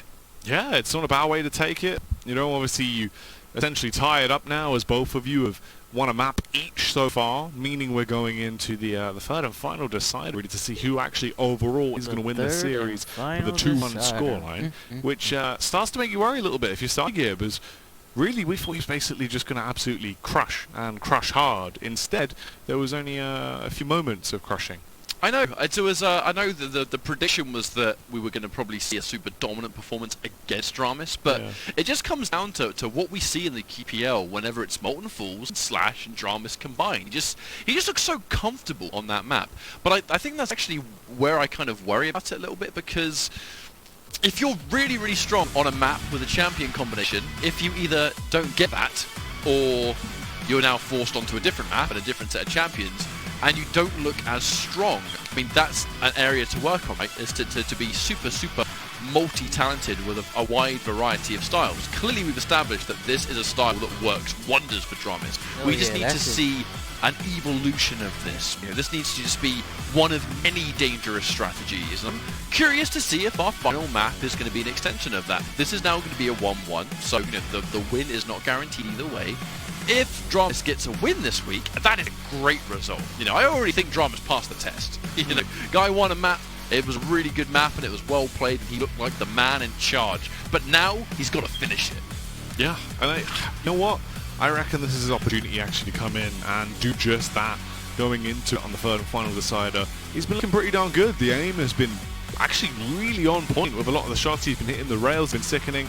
It seems like he does play on a slightly faster sense than overall what we've been expecting, but the precision is definitely there, and it's all been working very, very well. And by the looks of these replays, you can clearly tell that Saigib was being overwhelmed by it. It's kind of weird to say that, because I know Saigib, he scrims against RALPHA, he can scrim against a Hang. Like, he knows how to fight against a Slash. It's just this kind of Dramis Slash on this map in particular is just like a different degree of speed. And just overwhelms, completely catches you off guard. And there are loads of situations where if she can just strong-arm herself into you, and you haven't got a stack to deal with it, then pray, because she's probably going to get the frag and you won't. Yeah, you will just be left high and dry, and it will not go very well at all. But as the way the first 2 maps have gone, obviously map 3 being the big boy decider, really, this is the one where it all matters and it all absolutely counts for so much more in terms of the point standings. It's I don't know, it's been odd to sort of see actually Saigib letting that one slip away. However, this does bode well, you know, for the increase of what potentially could go down here. But I do think Blood Covenant favours Saigib. I think this is a map that just kind of fits him a little bit better. I think it's a bit more, I guess you could say, like, it's a bit more fundamentally focused. One of the things that you can kind of observe is that that kind of slash tactic on a map like Molten, it's very much kind of like a Quake champion sequence. Like, you know, Dramis, he has a strategy and he's got a champion that really fits him well, and he has a way he wants to approach it. But that's kind of like, it's in many ways kind of like one trick. You know, that kind of play is a one-trick technique that if it works, it's fine. It exists to secure a map. However, we reach a point on a map like Blood Covenant, which is a bit more, I guess, fundamental focused. You know, it comes down to just champions that have movements to navigate. It's such a map that is steeped in history, and history is what Saigib is embodied. This guy is, as long as he's been playing video games, he's been playing Quake, right? And you know, he probably played this map once or twice in his lifespan. He'll be no stranger, I'd imagine so. He'll be pretty damn confident getting into things, but we are into things once again, and already Saigib has been gibbed. Now, the thing is, Dramis has access to 2 crouch sliders now, and that's one element to think about, because I would sit here all day and say, look, his slash is immaculate, and I always will rate it on a map where he gets it picked in. A huge part of that slash is the speed, ferocity, and crouch slide control that Dramis has. Now he has a second champion that can do that, and that to me introduced quite a large question mark, shall we say, that maybe this one change to Strog has been like an indirect buff to like Dramis in general. And he kills Saigib. He's going to get the vial as well for the extra health. Man, the days of 2v2 where those health vials were just so dangerous, especially when he had protection. Oh my god. Talking about protection, he's going to need something to try and protect himself here. As he takes an awful lot of damage. That's the follow-up that he needed. The rail comes through. Dramis will obliterate his opponent there. And this is looking good already. 3 kills on the board there, Ryan. I like what I see. I like what I see, Jackie. That's all I'm saying. Give this man another crouch slider and he makes magic happen. He's pretty weak though, and he's forcing himself into one of those difficult positions. Can he out-LG? No, he puts himself out of effective range. He actually had the accuracy. He'd just backed up a little bit too far, and no more damage was being done. Doesn't matter though, because a rocket up the backside. Thank you very much. Yeah, it's ouch. Everyone's dream. God, I wish that were me. Anyway. Here comes that heavy machine gun, trying to pepper out as much damage as he can. Here comes the Pika. Gets taken out though. And he's being kept as far away from the rail as possible, but Saigib taking loads of damage. Honestly, I think he made a mistake swapping to the rail. Is he going to survive? No, he won't. Well, it almost didn't though. Oh my goodness. See, I knew the RAM was going to be the momentum is being picked up. Saigib actually looking a little bit surprised by this pick, almost as surprised as we all are, to be honest. I know we all are familiar with the crouch slide change to Strog, but in a competitive setting, we've only really had a couple of opportunities to see it in action. Oh, the rail shot. Saigib having a bad time. Dramis looking so hot right now. Still firing out the warning shots. He's got the rocket in hand. He's going to look to try and rock his opponent's world here. Dramis, he does need to scavenge a little bit though if he is going to be duking it out at this point. Armor's quite low. Health is fairly low as well. Just get whatever you can to at least restock at this point. As he is going to grab himself the bubble. That's the 4 HP. Also gets some extra ammunition to slay with as well. And there's the full armor. So this is a much better spot to play with. He spots him out, and he's landing these warning shots to scare Saigib off. Jump straight down, and Saigib has been obliterated. That to me looked a lot more like Saigib trying to simply deny a heavy and conceding a frag. The question is, how much is that going to mean? You know, he's going to get Mega now, yes, but he's short on armor. I'm assuming there's going to be some nearby. Whether he took them down near catacombs, I guess, remains to be seen. And it's not going to be hard for Anki to go and collect those. problem is, Dramis is just looking really fortified, you know. Yeah, he he's knows who he looking wants really to be. good, He's yes. hitting these rails, and he's making himself hard to crack into. He's inside his head from that It's just last this ability match for and Strog then to this now match. be added to the list of champions that can be where they want to be, when they want to be. And he's just now another dangerous champion to the roster of Blood Covenant. I'm really glad to see it.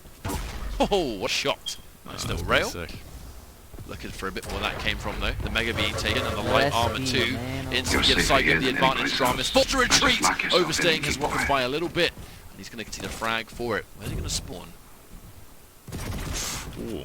Randall going through, hoping to get a prediction shot off early, but no one is there to receive his lovely little gift that he's giving away for free. Instead, it might just be the LG that does the damage, the suicide. Oh, you hate to see it. I think Saigib might have been, I feel like that was a bit of a cocky jump pad usage. You know, Dramis has been hitting some amazing shots. It's kind of almost like naive to assume that he's not going to hit that jump pad shot at the same time. You know, I feel like he kind of needs to get shown a little bit more respect than that. Going in for the kill, should be able to secure it, of which he does. Yeah, that was Not before he took a whole bunch of rocket damage to boot. And, well, could definitely go either way, Jackie. And there's plenty of this map left to go. Saigib getting caught a little bit.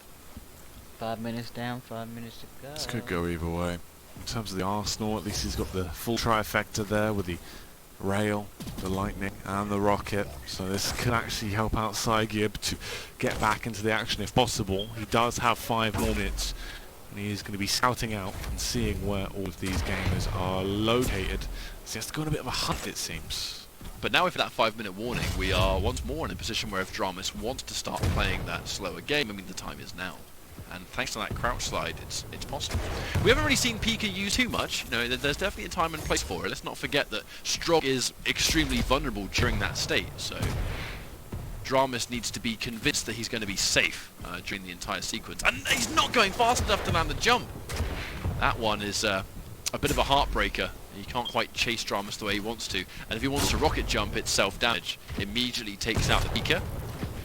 So at least he's been able to take out the ability for a little bit, but yeah, that was a lot of wasted time, unfortunately. And Saigib, he's been having problems with his movement this entire series.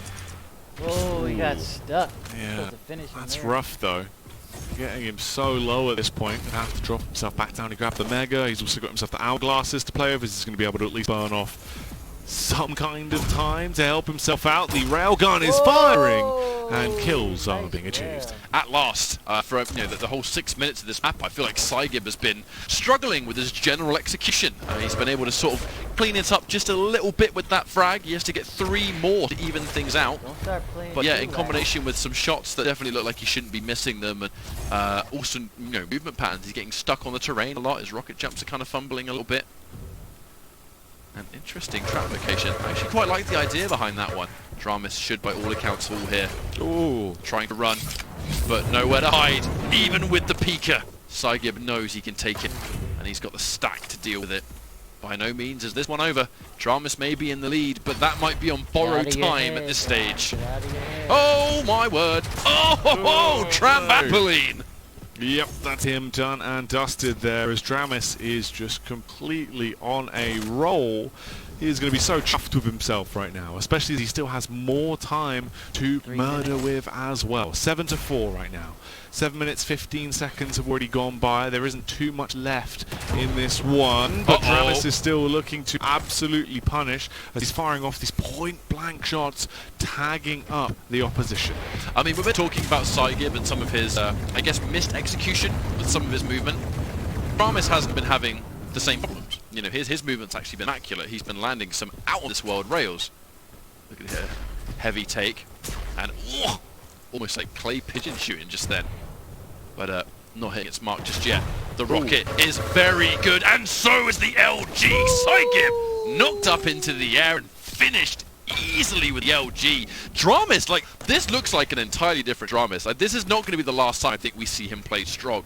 The introduction of another crouch sliding champion, like, this is a crouch slide player, right? And I feel like the moment he's got another champion allows him to play the way he plays best. What an addition it's been for him. Plus, obviously, the crouch slide has nothing to do with his accuracy. You know, it's definitely not saying that's the only reason he's doing well. It's just, this feels like a different Dramis that we're seeing today. This is the best I think I've ever seen him play. What a result for him so far. This might even be game over. 5 frags in 1.5 minutes. That's a lot for Saigib to actually have to pull off, even while Dramis is on fire. So you need to both stop the momentum and start making a comeback. Is that too much to ask at this stage? He's going to die again. Finishes it off. Dramis is absolutely a man on fire right now. This is just ridiculous, and he's still not done yet, as he wants to fight tooth and nail and obliterate any chance that there is going to be a standoff from Saigib.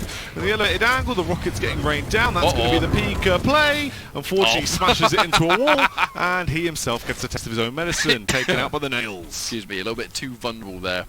A bit of a cute play, but I mean, yeah, that's still though 5 frags in less than 50 seconds. A lot to go through. Goes towards the Mega, gets clipped, super shotgun. I think this one's going to be over, Jackie. Is this going to be Dramis taking Saigib 2-1? This guy more than passed the test. Oh my word. He needed this. He needed at least one map win, I think, for like the validation to say that yes, I am making progress, and he is more than making progress. He's cementing himself as one of the players to watch in this part of the world. Look at these shots. Even though he died, like, what is up with these shots he's hitting right now? It's been so confident, it's been so clean as well. He just goes all in each and every available opportunity. But you know what, it actually seems to have worked. A lot of them have been really effective plays, so this is going to be pretty good for Dramis, as it's only a matter of time before he locks this down. That is going to be him taking the victory there on the third map overall, so that's it, it's wrapped up. 2-1 to Dramis, and something about this felt like a long series. Yeah. You know, even though the maps are the same amount of a lot of time every time, something about it just felt longer than the rest. I think it's because it was just so open almost the entire time, and Dramis, he was going into this week, as we kind of said, I think Saigib was a player that he's already well established, and we all know that he is of really, really high skill, right? But then you look at a player like Dramis, who is a little bit more of a, I guess, more of a player that you're not really looking at. Maybe he's not a lot of people's radar. He certainly will be after today's performance. Oh, yeah. That was a 2-1, some really decisive maps that just made him look comfortable. And I mean, look, the inclusion of Strog's crouch slide, giving us another champion with that element of movement, it's only ever assisted Dramis. He's now got a champion that lets him play the way that he's most efficient in. Like, his crouch sliding movement is some of the best I've ever seen. Yeah, it was really, really fun to watch. It was the fact as well that he was basically just styling the entire time. And such a huge lead compared to the opener here on obviously the first map. The difference of how he was able to adapt and really come into his own by the end of this series and walk away overall as the majority winner. It proves a point. It definitely speaks an awful lot of value to what Dramis is able to do here in the Quake Pro League. I also think, you know, to not entirely talk about Dramis the entire time, unfortunately from Saigib's side, I do think this isn't quite the best form we've seen from him. He definitely, throughout the course, especially on that final map, I can assume he might even have been like a little bit tilted throughout the course of the map, because there was some execution errors, and you know, even after that suicide, we saw a lot more of the errors come after that suicide on jump pad, and they're the kind of errors that we don't see. It's actually very uncharacteristic for Saigib to make those kind of mistakes. Yeah. And there was quite a few of them in the final map, so you know, it's unfortunate for Saigib, but it's the easiest thing to correct, right? If your movement's not quite right, if you're missing a lot of those shots, they are, I think, in many ways, like the most obvious things that went wrong, and in turn, the easiest things to correct for future weeks to come. And it was a 2-1, so you know, everyone's going out of this week with points, aren't they? Yeah, he's going to be happy with that. Like, overall, that's a pretty good affair, right? Sure, if you get the 3-0, you get the extra point injection, but still, taking a 2-1 victory, that's pretty damn big, especially at this point in the Quake Pro League. If you want to try and maximize your points, you need to do so basically right now, and he's done that. He showed up.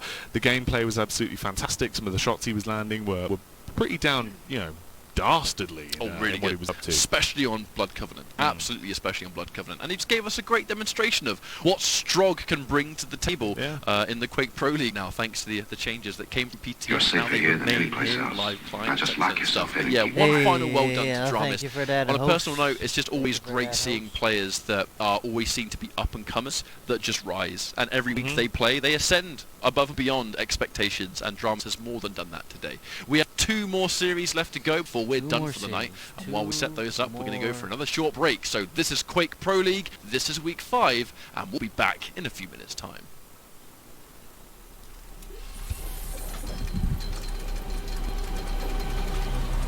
Alrighty then.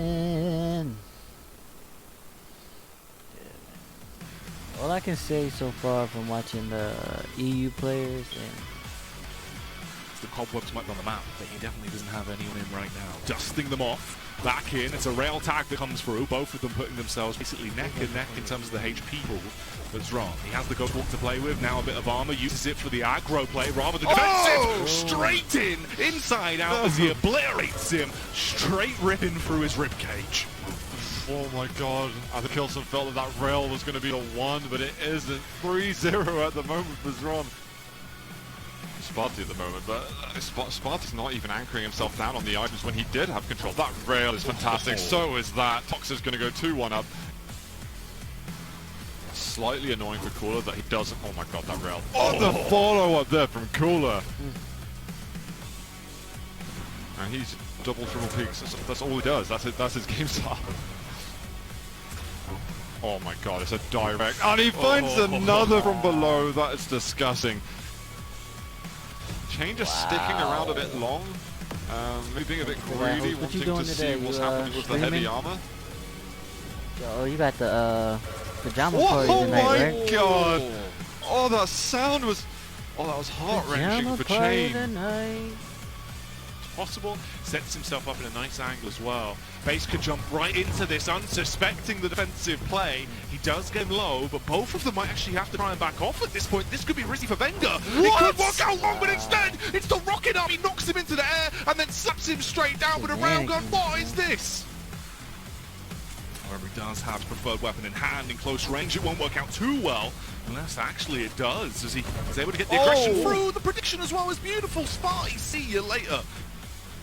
With a bit of a smile on his face. What y'all playing in the Doesn't pajama quite party land the open tonight, initiation rail, but he still has a lot of ammo to play with. That could be the tactical edge that he What? needs. So many rockets landing there as he hits it with a rocket salvo. He has just been dominant and dastardly in the way that he navigates around the map and starts just putting some crazy frags on the scoreboard. 2 minutes and 20 down, but it feels like it's been a lifetime with some of the high-quality pick-offs that he's been doing. That's an watch to it as well! Base obliterated there by Wenger. There is no stopping this man. Whoa. Looking at Sonic the Hedgehog right now. He's moving so fast, it's hard to tell what he is. Is he a blur, or is he a man that is going to be walking away with the full points for this series? It seems like that could be the case, as he does not stop landing the rails. No.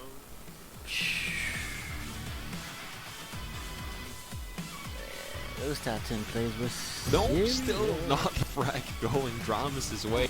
Oh, the shot! And another shot! What is this gameplay from Waz? And get position on these health levels. Try and maybe cut off Ron from going to the Mega next. Ron technically could have tried to go away and down banana potentially, but the rail! What an entry shot there! Just highly impressive. What are these yeah, top the 10 fact that plays, any though? champion has these unique properties. Oh, no! The mid-air from out of nowhere. What a shot there from Chain. Pushed a bit too hard, and Dehang just used the over-aggressiveness against him and hit some of that rocket damage that was the beginning of the end. And I think that was almost a little bit He's out-stacking Garpy quite significantly. Garpy is then, I think, a bit itchy on the trigger finger with those orbs. However, he can still be able to get it, but what a shot on the rail! He needed to land that one, and it's going to be an even bigger divide. Ron looking much better in this map. I was about to say Garpy, he's being itchy on the trigger finger with the dire orb because there's no escape. That rail was fantastic, and Ron remains one step ahead. Yeah. I fuck with This is effortless. totally, like I said before, of what people were expecting. And oh my god, that first rail and the second and the rocket. The hang is treating us right now. Dox is really aware that he is gonna push in though. He's gonna spot the Mega Bag. Their rails are superb. Once, twice. Can he find the final one? Yeah, Cooler shooting back, of course. And Oh my god! That was just straight up through the smoke, the sixth sense. Just very methodically waiting for Dox to land again, knowing he'll do the max amount of damage. And he's just playing with Dox right now. Can Tox even get out? I mean, it's so risky to go. Could he even see him there? Could he even see him with that motion? The motion of the mouse. That was Cooler making one of those hard reads, and I think just assuming Toxic is just going forward. Does the same thing. Cooler ready for the LG. I mean, anyway, Toxic's going to survive this. It's a miracle. Just But- in time with the injection right there. Fantastic. And he can chase it down, finally! The play. That was an excellent read from Tox. He's got that piercing society. Now he needs to find right time to use it. Will pop it. Razy is trying to get away. The LG does so much. And Oh, the shot! What a shot! Wow. Okay, here go my boy Effortless. This nigga's a beast. Effortless versus Waz.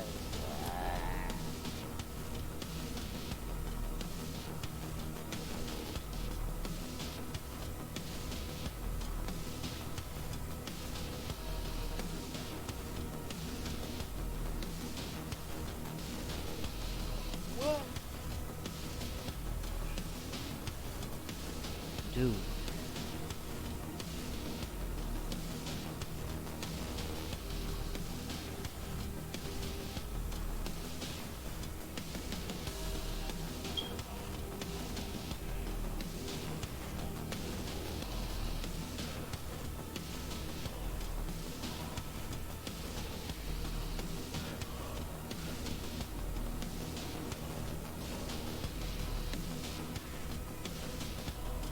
It's getting good, y'all.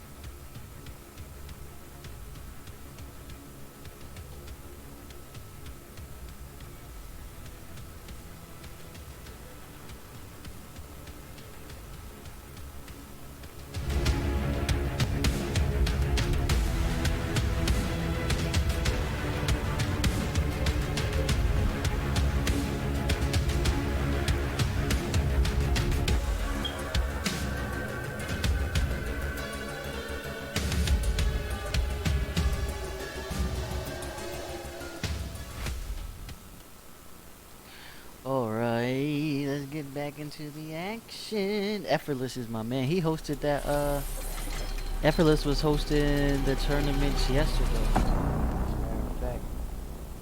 So this should be a good one because Effortless is really Hello everyone and welcome back. We've got another game in store for you, one that potentially could be absolutely effortless for Effortless, or a match that is going to be full of razzle-dazzle for your main man Waz. I'm excited to see how it goes, and I feel like you probably will be too, Ryan. Yeah, I think this is quite a nice, I guess you could say it's a mid-card match. I think the two guys are pretty evenly matched in terms of like how their results have been going so far, number 6 and number 4. There's, you know, it's what you would expect at this stage in QPL. Let's not forget, for those that are joining, you know, QPL, its week-by-week basis is dictated by points at the time. You know, so if you have a good week, you're likely to face off against the Hang or a RALPHA or something very similar.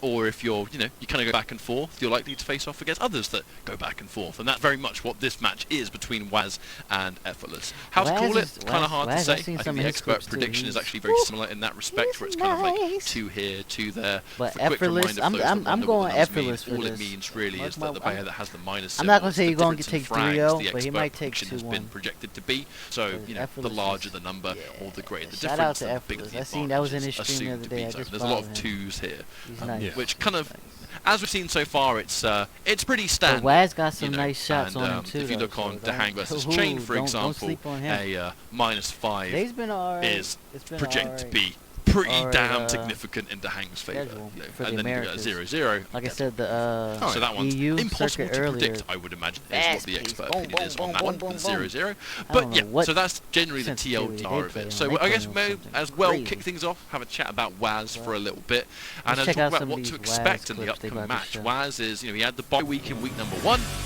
Hey, and I think Dazzle, he's just Dazzle. been he's been very back and forth, hasn't he, as Waz? I mean, he's definitely not one of the players I think he's not one of the players that we're worried about, but he's a player that definitely has some ups and downs. There's moments of absolute greatness that comes out from him, but it feels like right now he's in a little bit of a, I don't know, I'd say he's sort of plateaued a little bit. It feels like, you know, he's not really stagnated, but he's not really ascending too much more than we expect. And you really know that you could get an awful lot out of him. Waz definitely a contender to do an awful lot of damage. We just need to see that return to form, and I feel like maybe today could be a bit of a display of that style of play coming out for him. However, Effortless being his opponent, I've got to say, I've got some stock in Effortless at the minute. I genuinely believe that Effortless is actually on a position now to do an awful lot of damage. He's been looking pretty sickening on some of the stuff he's been doing, and I feel like if he carries on with that sort of trajectory, he could actually be a pretty fierce contender. He did come off a incredibly good result for himself last week, securing himself a 3-0 versus Sib, and you know, a 3-0 a week before will always only ever be just a momentum shift for you. And you know, that's always talked about quite a lot, and I guess you can't really undersell it. It is important. It's always important. But yeah, this matchup, I definitely think it's kind of hard to call. Prediction-wise, it's a question mark for me. I really don't know who I think has the upper hand. I think if we're going by general success in Quake Champions, you would give it to Waz. But Quake Pro League seems to be proving to be quite a different beast, and the results that you would expect are not what you would expect. You know, if you give any Quake Champions tournament at all, and it's Dramis versus Cygib, I mean, I'm almost pretty sure, like, 99 out of 100 people would probably have gone, oh yeah, Cygib's got that. But obviously we just saw today that results don't always go the way that you expect, because players are leveling up all the time, and that's what these weekly tournaments will do. I believe we have the picks and bans and VO, so we can see what to expect coming up very, very soon. There it is! Thank you very much, guys. Blood Covenant first, Awoken up next, and Corrupted Keep to finish things off. Champion selection is also very, very expected. Yeah, all things sort of, you know, fairly acceptable to come through and what we expect. I don't know, it's a weird one to predict even off the back of the picks and bans here of what we've actually got to come through. Corrupted Keep for me is actually going to be the most interesting one, honestly, and what I've got my eyes on. I always love seeing a bit of the BJ come through. Waz the BJ could actually be pretty damn fun as well, because he's someone that is very flashy in the way he approaches the game with his style of aim. Effortless, you know what, Ryan, I'm going to go for it. I feel like Effortless has got my money on this one. I genuinely believe that he's going to be able to take it, although I do think this is probably going to be a 2-1 split. Yeah, if I'm going by old results, I would go the same count. I'd go the opposite way. I feel like by pure Quake Champions itself, I think Waz has just had historically a bit more success. And he's had some, you know, some tricky opponents in the past. So yeah, we can't judge him on previous results and go by what we think it might do right now. I think 2-1, but I think Waz. I think 2-1. Yeah, I mean, that's fair enough, right? Waz is also someone that we Let's go, know can Effortless. actually We in really the pack a corner, punch. baby. Both of them did get their wins over Sib as well, obviously with Waz taking him on, what, back in was it week 3 or was it week 2, I believe? I really can't remember at this point. I've thrown that out. And You're asking someone that has quite possibly the worst memory in the world. It's fine. I think we're both tied for that. I don't think I was here. See, that's the problem. I'm literally. I don't even remember what weeks I've done that. That's how bad it is. How late is it here? Have I got an excuse for being tired? Probably not. It's not as late as normal. It's it's early. only 10:15. It's not very late. Oh damn. It's rough. Can we do this again, guys? Take 2. Ow, my hand. Wow, you're right. No, medic. I'm down. Help. Help. Oh, my hands hurt. That's why my memories. There you go. That's why you forget. Bad hands. That's what. I want one of it those comes. t-shirts, man. Dang. That's Quake, everybody. Down to. Quake Pro League. Alright, let's go. Yeah, there we go. Descent into Madness. Fantastic. Yeah, I blame my lack of Start sugar. the match. I didn't get enough sleep last night. It's okay.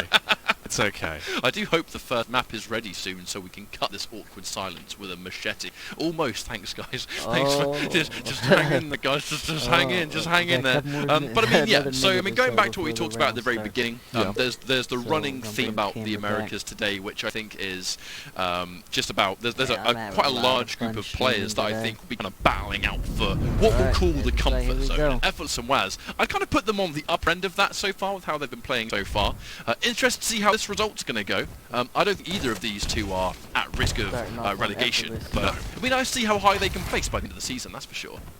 Well, we're going to find out. We're into it. Waz versus Effortless. I think this actually should give us a pretty good insight into both of where these players are currently situated. We're going to start off with big man Effortless, though. And he's already got himself a fair few weapons to work with. He's got the rocket, he's got the rail as well. And he is already looking quite fierce as he tries to open up with the initiation rail, Rin. And I really do rate Ranger on this map. Ever since the very beginning, we've always seen the Dire Orb sort of combo of collecting multiple weapons at the same time. You know, he's the only champion in the game that can kind of collect 2 pickups at once. And it's something you kind of have to always expect. It's in so many ways when you start a duel and you realise what spawn you're at, it's always weighing up, right, what are they going to spawn near and what weapons they have. It lets you change your decision. You're caught swapping weapons at a pretty bad time. Effortless missing some crucial shots too. Forced to retreat. Tail between his legs, but we'll see how long that's going to be for. Yeah, my point was that Ranger commands a different start, and if you're against Ranger, you kind of need to assume he's going to have more weapons than you would normally have. Okay, we've also actually seen him now be able to pick himself up an LG. We're about a minute in. There's only been a little bit of a kerfuffle. There's not really been too much commotion to write home about, although that is definitely going to be a big piece of the pie. Effortless just getting annihilated there, with 2 rapid-fire rails being delivered straight to him off the back of Waz. Now this is a good way to start things off. He's looking for more, and he's still landing those tags as well. Waz, looking good. Oh, gets the perfect read, but he's looking kind of vulnerable on the way. Not going to be super disappointed yet. He's going to get the Mega, but as always with the light champs, you have to look at armor, and there should be a light nearby. Yeah, he's a bit of a delay. If there is a light champ and you know there's a Mega, getting the light armor is kind of one of the more predictable routes someone will try and take.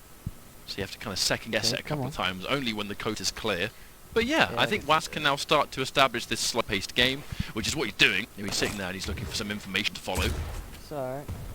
Look at my boy. It'll be interesting to see what he does next. He's pretty low on the rocket department. Okay. Ooh, the traded rail. Need hit their mark, but Effortless missing, going in for a second rail. This should be a big punish, but he's a rail as well. Yeah, consistent, but nothing crucial just yet. Fortunately, it's some more rockets, which is only ever a good thing. You can never have too many rockets.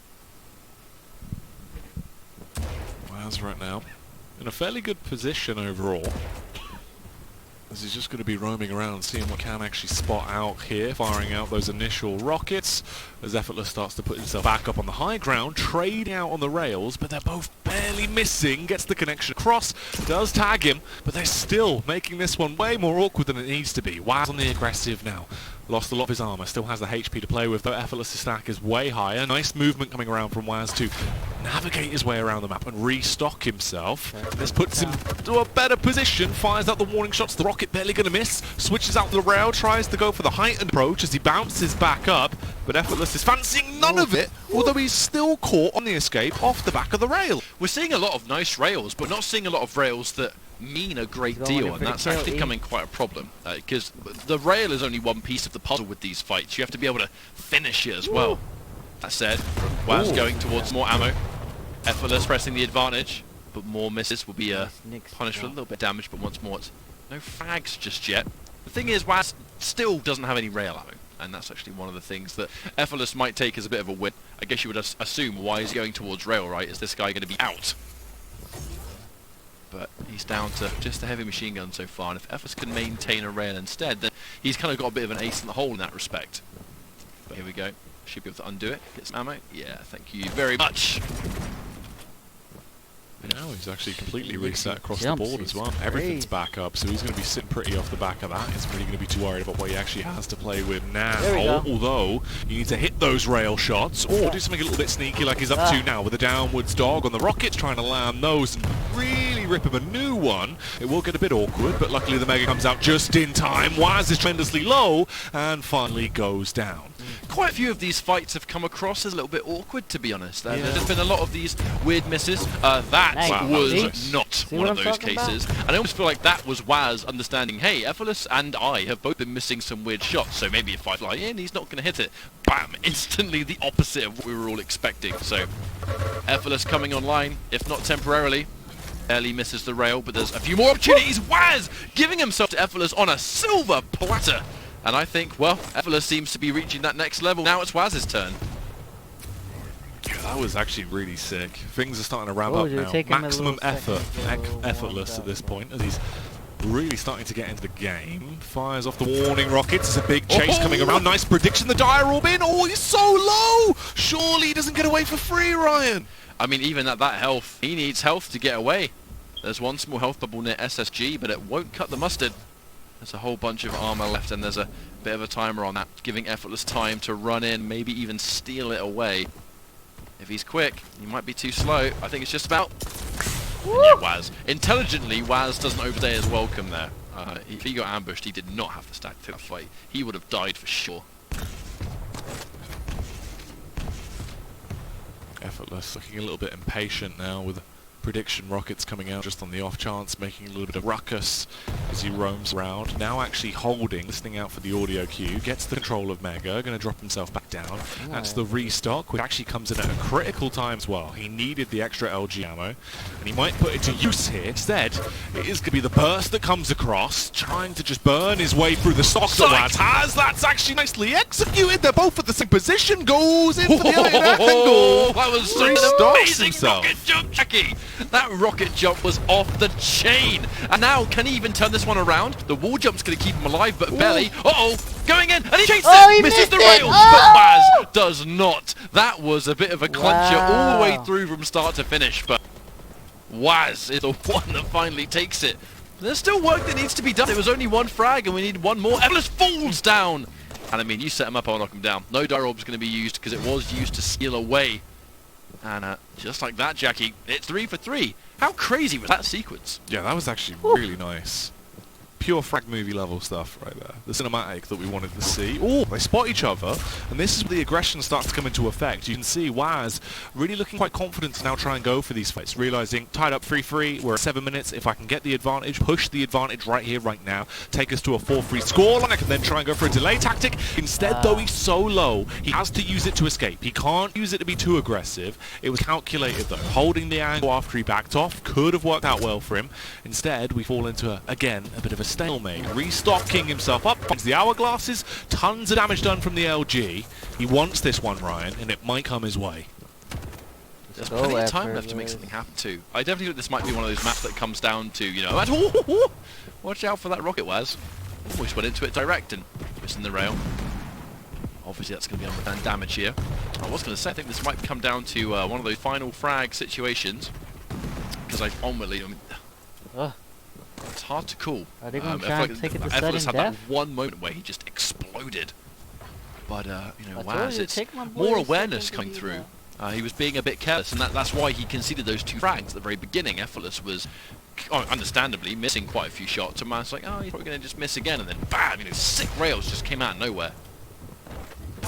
Oh, talking of sick rails, that's what Waz wants to do here, as he is beginning to punish. Gets himself the bubble as well to try and restock his health ever so slightly. That's going to be the armor pickup that will really come in clutch. Hourglass is secured as he's just using the momentum he's now got they're actually burning their way through all of the time they have available to them. If he can get a kill now, he might actually secure the victory for himself already. If not, it looks like this could actually be going into a sudden death scenario here, Ryan. But, the fight coming back through. Well, we should know that Waz did, well, he did, past tense, have a magnificent stack. Effortless, calling the bluff and does teleport towards the orb, and the LG at the last second, coming in hot. Effortless now back to the wall. Desperation time, we're going to make something happen. We have 1 minute to happen. Now, can he do it? Off the spawn. Spawning near the catacombs, he only has an LG, so yeah, he doesn't have a lot. Props for trying and going in, but Waz is going to take that fight because he knows he only has a shotgun and an LG down there. That's not a huge amount for Waz to fear. And he just went in for the kill. And now it's 2 frags down. It's only a rocket launcher. Did he even have the opportunity to get the rail? Who knows, because Effortless goes down again. That one frag that didn't go in his favour, and Waz intelligently going off the spawn and just doing maths, really. Yeah, now he can actually just have free reign to fight if he wants to. At this point, it's so unlikely that Effortless will be able to overthrow and beat the current scoreline that he has available to him. So he's actually going in for more and more and more, just trying to push out the confidence and really lock it down for some last-minute fun time frags. But at this point, it seems like it is basically as good as done, Ryan. Take it out the oven, it's done. Yep. At this stage, all we have to do is leave it to rest and cool down, because that's going to be one map. We have a little bit of time for that to happen, as now we're going into number 2. And yeah, I've got to say, evenly matched for the most part. It all kind of fell apart for poor old Effortless right at the end, but that was just a matter, I think, of just Waz having a good game sense, if anything. Just understanding that we finally get a favourable frag, and then he's in a position where, I know you're going to spawn in the catacombs, for example. I think of all the spawns, that was probably one of the worst ones Effortless could have had, because there's nothing down there, and if your hand is being forced where you've got to try and make something happen, an LG and a shotgun on that map is nowhere near enough. And also you're a sitting duck, and spawn near rocket once again wasn't really the tool for the job, and a last minute, I guess, acceleration that Waz saw, but it took the entire map to reach that point. There were definitely moments of Effortless, signs of life, fight back, definitely not going to count him out, but that was going to be Waz's number 1. See if he's going to make it a 2-0. Yeah, I mean, overall, if you look at it just for what it was, right, Waz definitely seemed to have a slight advantage just in terms of the majority of it, especially once he gained control. He was just one step ahead of Effortless in a lot of the firefights he went for. The direct hits with the rockets he was landing were very crisp. Both of them were landing some really quite gnarly rails. Like, that was the difference maker to just get themselves into the game, was how precise some of those rail shots they were actually landing. So if that's a factor that can be kept up throughout the rest of the series, it's definitely going to provide us with some fun moments. Well, we'll see what happens next. It's going to be Awoken as our next map, so naturally things will always change. Blood Covenant, one of the more, I guess, fundamentally focused maps, and it always has been. And then you take something like Awoken, which is, it's a bit of a fan favourite at this stage. The players really, really love Awoken, and if you ask people what their favourite duel map is, it's kind of like always in that top 3 for a lot of people. But it's naturally quite different, and we always say that because the rotation of maps, that they always bring something new to the table.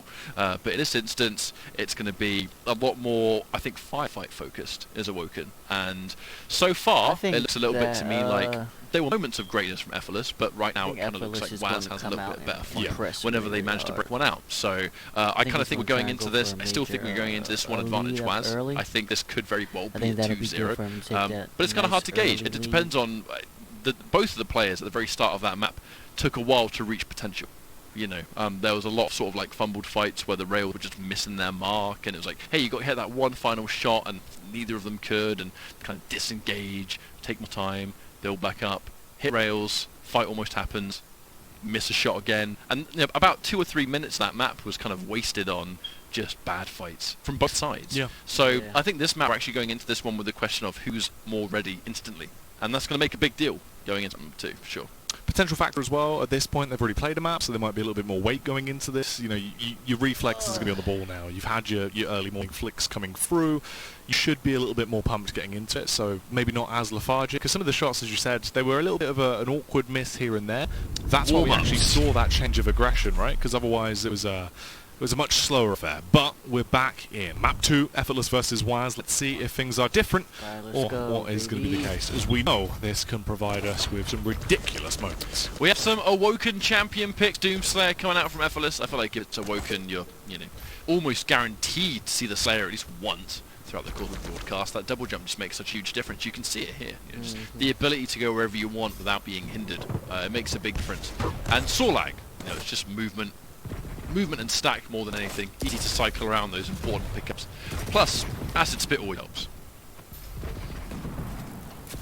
Effortless looks to try and kick things off early here.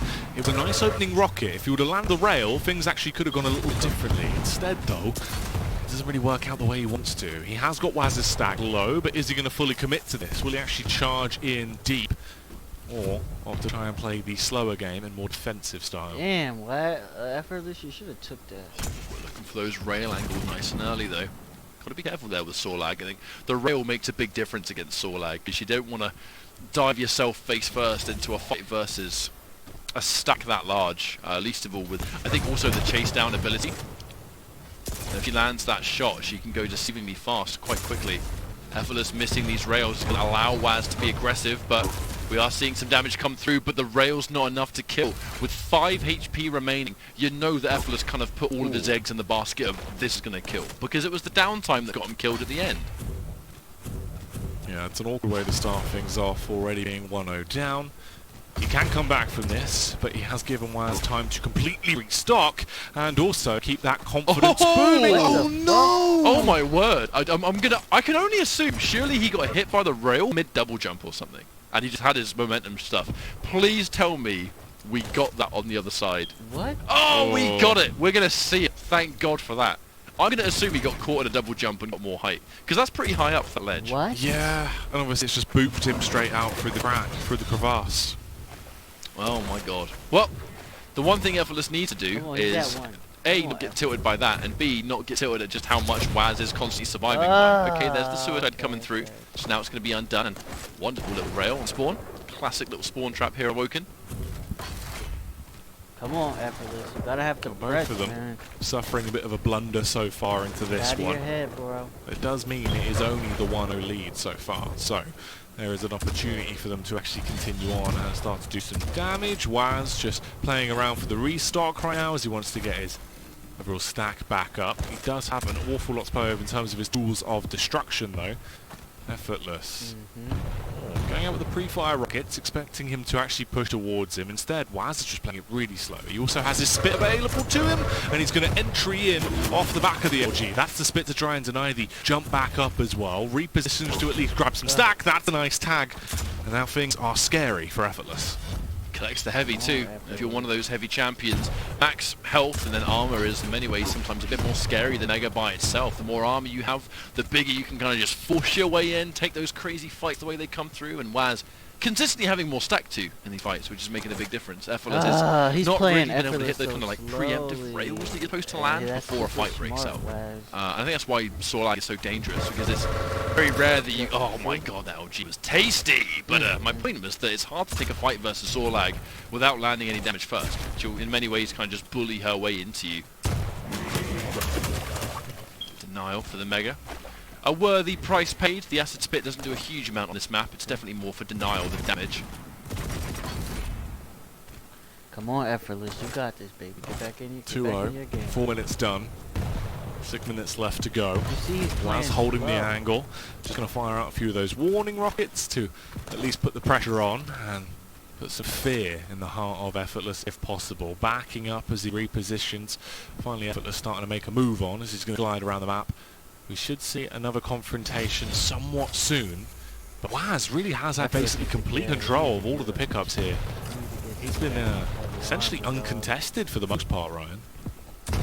I think a massive part of it comes down to the stack that Waz has been maintaining the entire time. It is a really smart champion pick that's allowing him to kind of just kind of muscle around the map. And Effortless not hitting as many shots as he almost should do before the fight, and also Waz not really giving him an easy angle.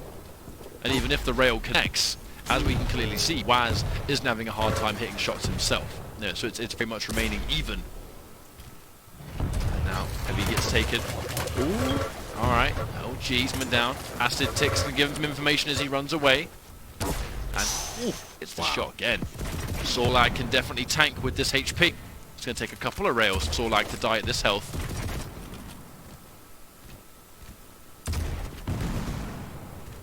It's rough.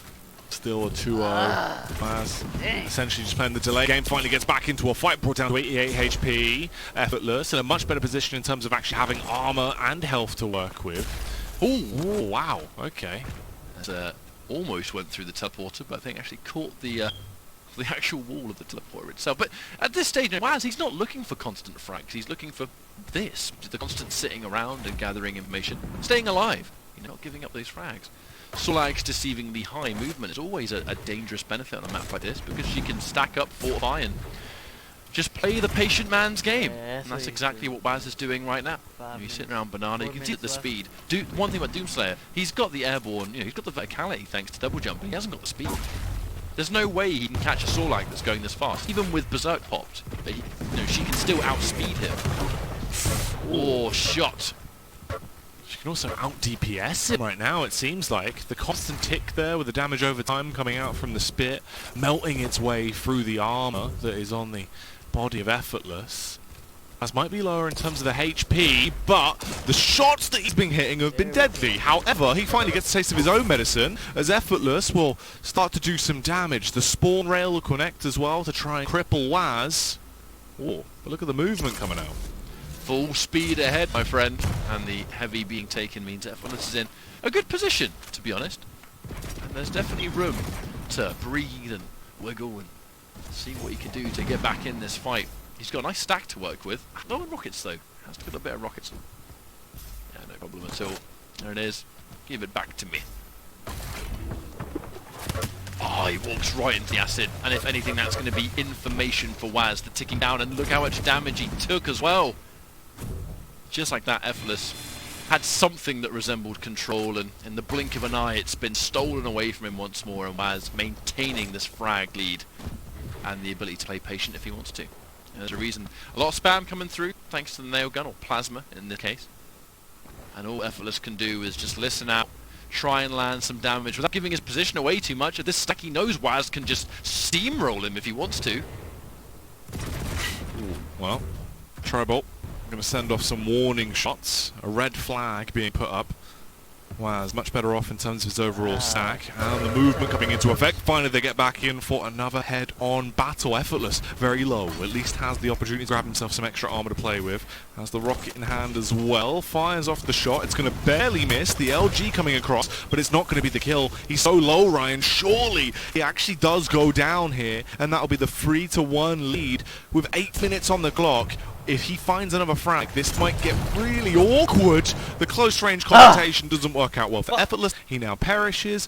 Oh, this is not going well. And at the same time, Waz isn't looking at a particularly weak stack, but there's the Berserk! He knows he hasn't got armor, and the entry damage was more than sufficient for the Berserk to come in and rip and tear, doing exactly what it says on the tin. There is still, though, only one frag separating the two players. Effortless has a really good stack. Caught in the air, though, that's a bad look. Hits a rail, needs one more. Hang on a minute, there's an opportunity here, but he can't squander it. He has to make it work. Misses the rail! Oh no! Oh, he needed to hit that second to last rail so badly, and the miss delivered the death sentence, Jackie. That sucks. Yeah, that's awful. The difference maker could have been incredible at this point. Now, though, you leave yourself in such a really, really bad predicament. You're 4-2 in terms of the total kills. You have 60 seconds left to make your decisions and really make your play count. You need 2 frags in that time to push this to a sudden death scenario, and honestly, it's going to be so hard. Waz using the spit as an area of effect denial, also getting the dot off to burn his way through any extra reserves that Effortless might have in terms of his overall stack, and it just makes it so much worse for Ware. Time ticking down as well. We're nearing the final 30 seconds, the final showdown here. Dang. And honestly, this should be Waz with a 2-0. It's an awkward position, isn't it? You know that Waz is sitting on a acceptable stack for this stage. He's completely given up control, because at this point, who needs it? And he can kind of listen out for the warning signs. Get out when he needs to. In this position, the rocket jump comes through. Potentially, if Effortless were to get a frag there, which is hard, considering his stack is, unfortunately, very low.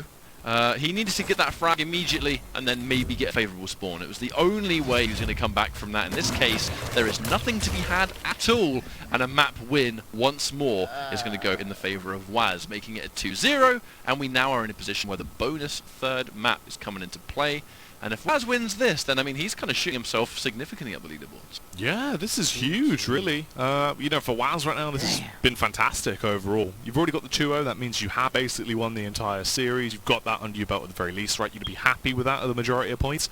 But there's the bonus points, which if you can walk away with, then absolutely go for it. Because, I mean, he'd be in a pretty sick position from this point forward. What, right now, ranked 6th in NA? You could be jumped up pretty high. Oh, yeah. no. Oh, that is what happened. Just caught mid-air, and yeah, just bad time to get out. Oh my god. It's so awkward as well. It's such a small gap. That was like a pull trick shot. That's all that was. That was just a pull trick shot in Quake form. Been playing his beer pong, you know, that's like off the wall, straight in. That was sick. That was really nice. I'll never get tired of seeing a Berserk kill. I know they're few and far between, but when the time is right, you can still pop it. And it's, the Doom fan and me is a big fan of it. But yeah, so ultimately that's going to be a 2-0 right now for Waz, but we're not finished. We still have the final map to go, which, like if I Waz can did consult take this real took quick, up 2 it's rounds. Corrupted Keep is next. We have new graphics, so it's a bit different to follow. On the fly, I could normally just revert my eyeballs, but probably should have practiced beforehand. But it's new graphics, you see. Yeah. Deny the extra points. Let's go. Little squarey boys. Yeah, little squarey boys. It was used to those. it was like a list before, but now it's like squarey boys. But the information remains the same, so it should be Corrupted Keep up next as our final map. And I don't know, with how things have gone so far, I actually, for the same reasons I would have rated Waz on Awoken, I'd rate him on Keep for the same reason, you know, because he just seems to be. He's handling the fights a lot better, and he's kind of playing that. Yeah, he's kind of playing around the fights better too. You know, where he's always the one. It feels like he's always in control, and you can very much take that kind of like fast, assertive dominance on a map like Awoken and put it into Keep. Even without the rail, you can still kind of, you know, put your mark in there in a similar way. Depending on the kind of champion you pick and whoever you're against, of course. But I don't really see things changing too much. This could very well be a 3-0. Yeah, at this point, I actually probably agree with you and say that like Waz is just going to take this walk away with the 3-0. He just looks way more commanding in terms of the actual fights they've had, right? Like he just looks like it's all fairly easy for him, like quite smooth sailing. Predictions are definitely there. Overall, he just appears to be in command. But you never know. We're in for the action. Let's see as we strap ourselves in one final time between Waz and Effortless. Waz with a bit of a rough start this time. Yeah, getting caught with the wrong weapon out. Dual wield doesn't really help that much if you're not able to hit those shots, and kind of just getting peppered down by LG in the first place. Atlas had a good spawn near LG, and that immediate kind of like initial objective of trying to force them away from Mega Rim. And oh, that tri-bolt from out of literally nowhere, underestimating it, and in a split second he died for it. That's a message to be sent, and not good for Atlas. You know, he had a great start there, forced Waz away, and then just, I can only assume he just forgot about the use of the tri-bolt from that range. Like, he just didn't expect it to be a threat. That's actually sick, by the way. If Effortless is going to go for that on top of the candle, on top of the, you know, the little chandelier-looking torch boy there, we've seen that before as well a couple of times. But it's just, it's still nice to see all the very creative positional placement you can do with the totems. I do enjoy it. And we've seen what comes with it too. By the way, dual wield hurts a lot. But yeah, it's the strategies and the labbing, you know, jumping into the private maps and looking for these little tactics for the tomes. You have to look out for it. And as the player defending against it, if you're not familiar with those angles, it's kind of frustrating. We've seen firsthand today what a fully stacked up Galena can do. And you've got to watch out for it. It does introduce an extra layer, you know, something else to worry about in a game where there's already a lot to think about at any given moment. Yeah, it's crazy. It makes you play 4D chess, even more so than the 3D chess. You play chess, I play checkers. Yeah, that was a picture a long time ago. Yeah. You play chess, I play checkers. I don't play either, personally. No. I don't either. I play Quake though. Absolutely. Oh, Waz plays Quake. Do you see that? That's a gamer move right there. That was I would call this a pro gamer move. Epic gamer moment, guys. Did you hear that tumbleweed come down? You know what though? To be fair to Waz, 4-1 already. 2 minutes in, like he's actually popping off right now. He's absolutely gaming his heart out. No, but in this position, it's kind of hard to put a lid on. You know, normally this is a champion like Galena. You know, the whole purpose is to put those totems down, and you're the one that kind of gets that snowball, and you're the one that's kind of meant to have that momentum. Yeah. Because you can build up these totems, and even with that totem placed, of which it served no purpose, Waz, granted, is going to turn around and not see it. There are 2 totems currently, and this is going from bad to worse. And you know, Waz is just getting the perfect spawn traps. If there was one thing he was actually able to capitalize on Blood Covenant, it was perfect spawns. It's actually one of the things that Waz has been doing quite well throughout all of QPL, I think, is how he capitalizes on spawns. This is quite a bad map to face Waz against if he's able to do it. That was some absolutely tasty LG though, and this should be a return. Thankfully, at last, we get another frag. And there is a nice amount of totem placement down there. You know, there's 2 totems unreturned. The third one overstack at last. Here we go. This might be the moment Effortless can start to really get some momentum on deck. Surely that's a follow-up frag. Make it a 6-3 scoreline right here, right now. He should be able to get it. Ooh, he hasn't actually picked up the kill just yet. This actually should be the capitalization, although he keeps trying to go in for those rockets. The rockets don't seem to be landing, but in the end, he does get the kill. So now there's only a 3 frag difference. He's starting to at least bring it back somewhat into the game, although he's already lost 2 of those totems. Drops himself down a second now, firing off the warning rockets. The overall bombardment has left Waz in an awful spot. And Effortless, he's back in the game. It was going to be a disaster. You know, near this jump pad, he ran out of LG ammo and almost died for it. But thankfully, he's been able to get back up, and the totems, and once more, the totems have been keeping him nice and healthy. There's always at least 1 totem on the map for him to retreat to. The huge stack of health. He's just about to hit that 3rd point, actually, for the overstack if he needs it. He knows that Waz is nowhere near. Totems are still safe for now. He needs to think about how safe are his totems going to be. And he's going for the sneaky boy. Yeah. Go for the sneaky boy. I like that. And now if he needs to retreat, he can. He's got the benefit of the totems. Unlikely for Waz to go out of his way to take down some of them, so I actually assume one of them is safe. Pops the dual wield, trying to really pepper this damage down if he retreats too. Waz finally gets the kill and should be able to get a couple of bonus totems on the way if he can catch them. I know there was one nearby. Actually no, he opted not to go down this hallway, so he didn't see it. Okay, small victories for Effortless so far. Oh, he's so stacked all the time. Can he even win this fight? Oh, that rocket hit its mark and then some. The fact that Waz was completely unable to take down these totems after a kill, you kind of need to, I think, start seeking them out, because the more Effortless has this avenue to get crazy damage, and also distractions too. Waz is consistently being distracted by them. He's not able to fight for this control, and now the totems are becoming a real pain in the backside for him, Jackie. Yeah, it's turning into a massive nuisance very quickly. He also has been past that totem that's up on top of the torch about 2 or 3 times now as well as he's passed it. So it's going to actually make it a bit awkward if he doesn't spot that one soon, obviously, if he's not actually glancing for it in his eyesight. Again, the overstack is up as he's been able to plant down a 3rd and final totem.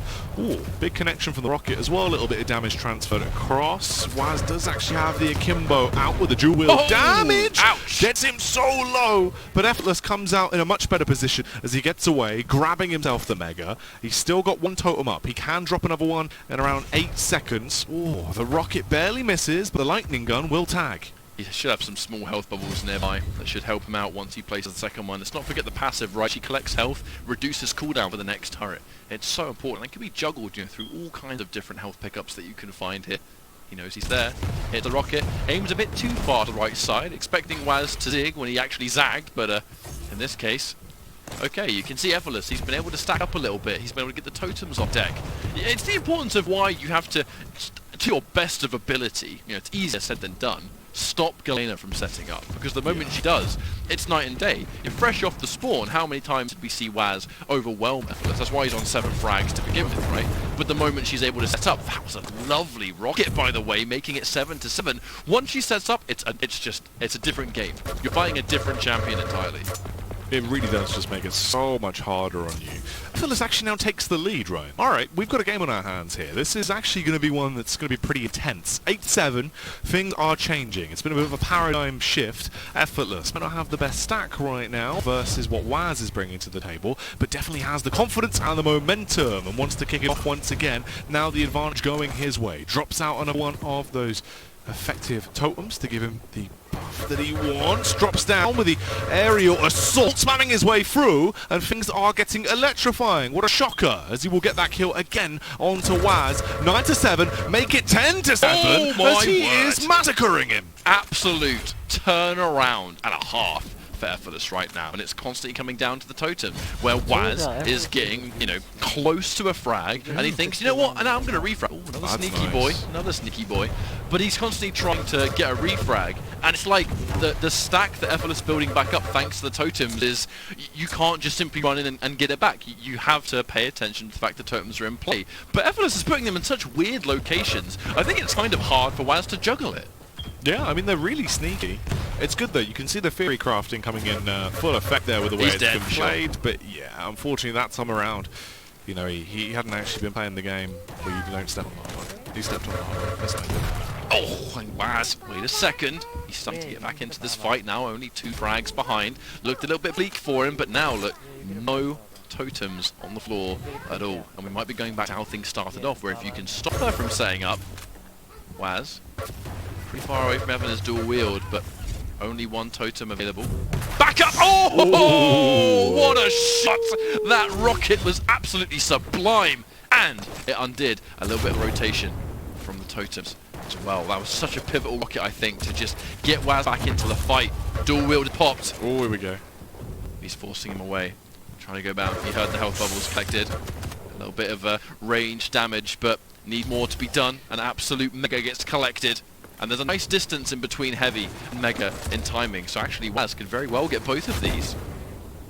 Think about it like this as well. 1 frag between these two. We're coming up onto the final 60 seconds as well.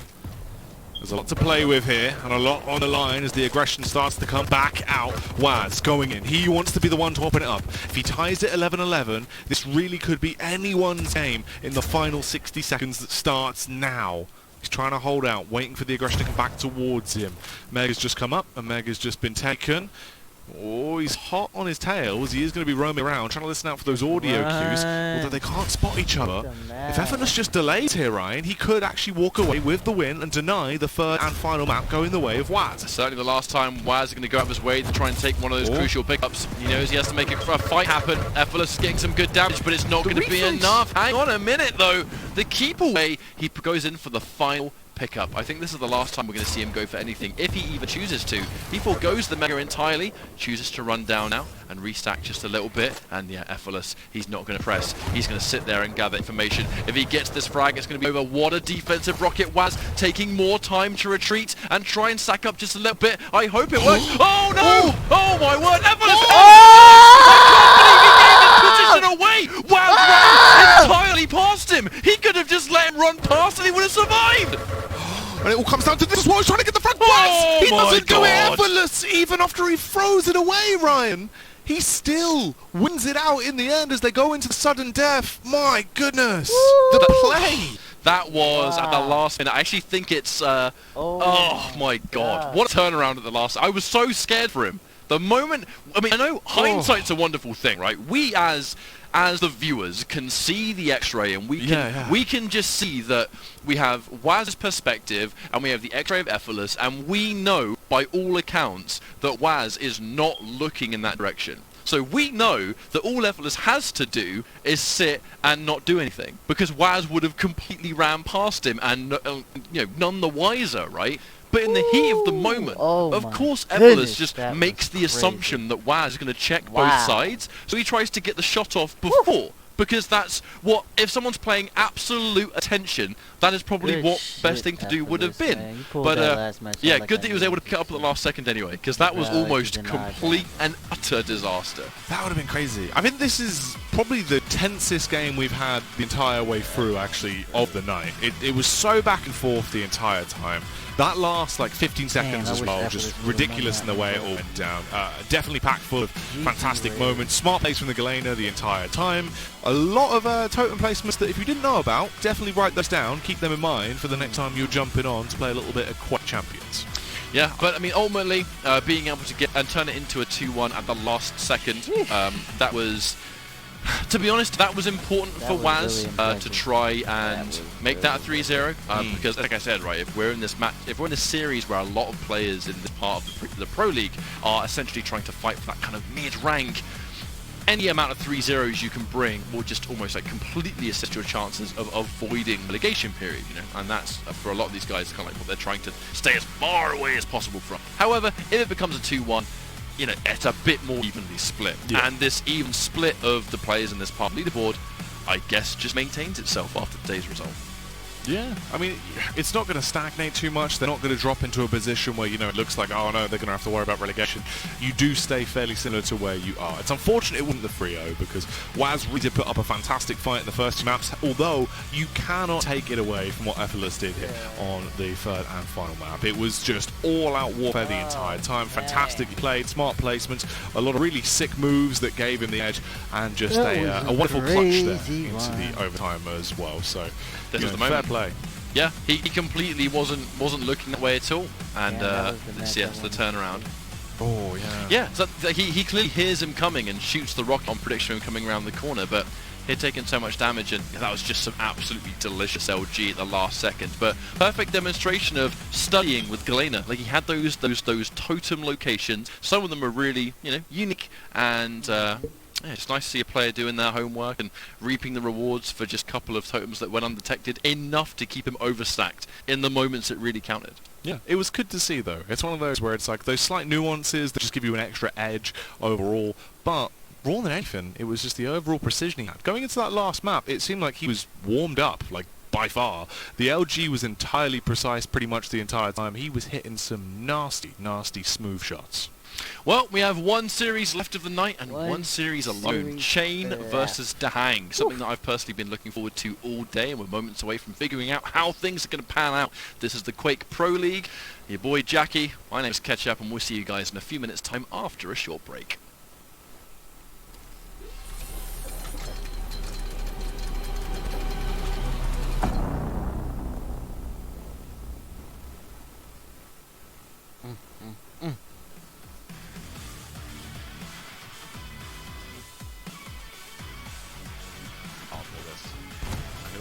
Chase hard even afterwards. He has to try at all times. Springs the trap, but he takes a lot of damage himself. He's gonna hit the rail. Avec hits the mark. 4 frags against a fully stacked clutch. I'm ready to call this one, to be completely honest. Crazy wants to be passive, he can, but if he wants to lay on the pressure and keeps from behind, of which he has, thank you very much, Netmaster, it's a bad situation for Zron now. It's just, he has to chase down this clutch, and now it is fully, 100% impossible to win. But his control, although it's been overall a little bit better, there's been some moments where he's just not necessarily had the orientation. But that nail God, that is a pain. My highest deepest weapon right there, just shredded. It was like, go through the teleporter, just get the hell away from that fight. Dahang coming through, he is able to get himself onto the mega health. There's 7 health left. Dahang commits, but the clutch rail out from RALPHA is going to be able to tie things up. Tox is still trying to get that high ground to poke some damage away, but now you can even get a rocket jump over Rock. Oh, he finds the rocket! Nice little predict again. I'm proud. I'm very proud. Oh, where are you going? Where are you going?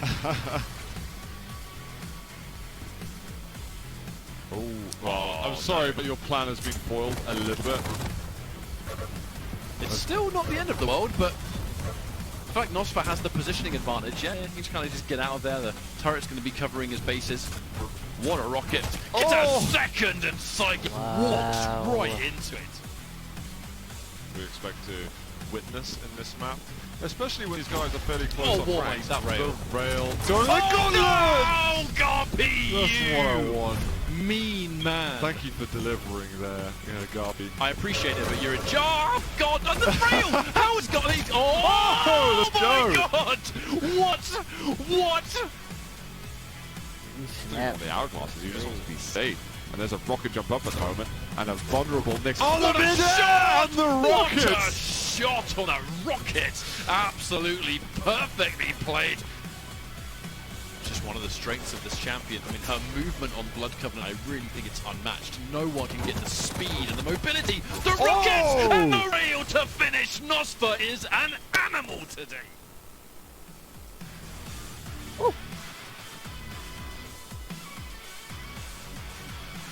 Jackie, They need you to kill those totems. It's not appropriate. Can't just be leaving them up. At this point, it's going to get rough. A very lovely row coming through as well. As this is where the aggression starts to pick up, and that's where the first frag is found. Team Sweden coming in big.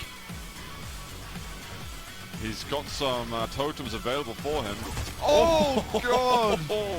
What a read there from Cygib. That is dirty. In scenario, there could even be more now gifted across to Chain at this point. All of the shots are landing, and that is a CD Gonzalez gamble that pays off very well. He has had to be respectful on occasion when his is fully out of control, but he's just landing everything, absolutely everything. He's going to play him again, and he just gets a rocket splash to secure his 10th. Biggest mistakes there from Wowzer, switching to rail in close range, was a lot of free damage for Chain, and definitely a reason that he won that fight. Oh, finding each other up the bounce pad, they suddenly make the what the hell is this fight? We're getting mid-airs as well. There's the rail to close it off. Done some work. Starting to hit that 7-minute mark here. There's a 2-frag lead. Could there actually be a little bit of equalization occurring? The battle, the lightning guns, both of them being so precise. They both end up basically in the same position, but the railgun's going to be the difference maker. See you later, Zoo. He hits a tasty one. Found his way around, looks to try and get the open pit because the damage will be done. That's a beautiful rail to actually connect on. RALPHA fairly low at this point. He wanted to follow it up with a lightning gun. He couldn't quite get close enough, and now he's just going to bide his time to rebuild the stack, but that's the rail we didn't expect. The mortal enemy, and he's been found straight away. There's going to be the ghost walk, but he's again lost loads of resources. He doesn't have much in the way of weapons, and it's a disgustingly good rail. It's a trade of damage through. It's a lovely rail that actually will be able to adjust towards him though. Waits for the nade to go off as he doesn't fancy taking any unnecessary damage from that. Start to push down. Again, the rocket's landing. He is just spamming his way through him though as he wants to burn it down. But instead, it is going to be a critically landed rail. That is just so sublime. You don't have that long left. It has to be soon. He's getting very tired of waiting for the item, so he's just decided to take matters into his own hands. That was something right there. That was sick. I think it worked out better than he was expecting. Yeah, that was really beautiful to actually open this one up as he now wants a little bit more. Trying to look so succulent. And the rail is just going to be ruthless.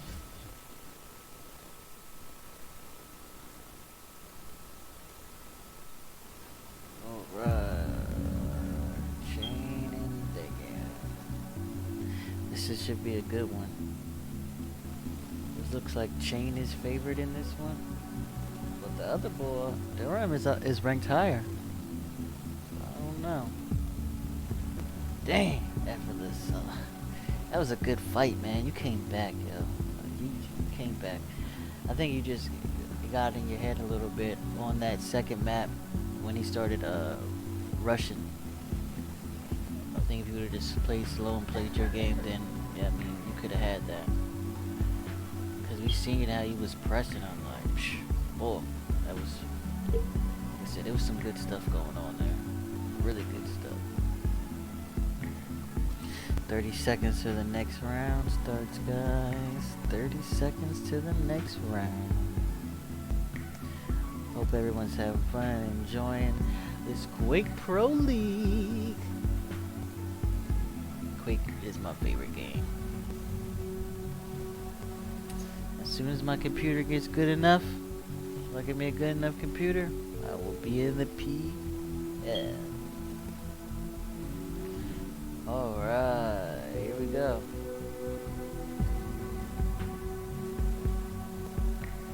Here we go, baby.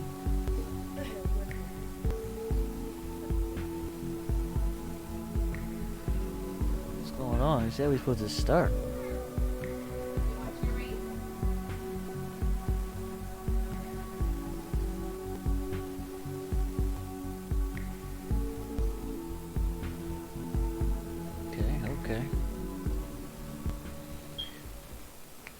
Overall favorite player, RALPHA.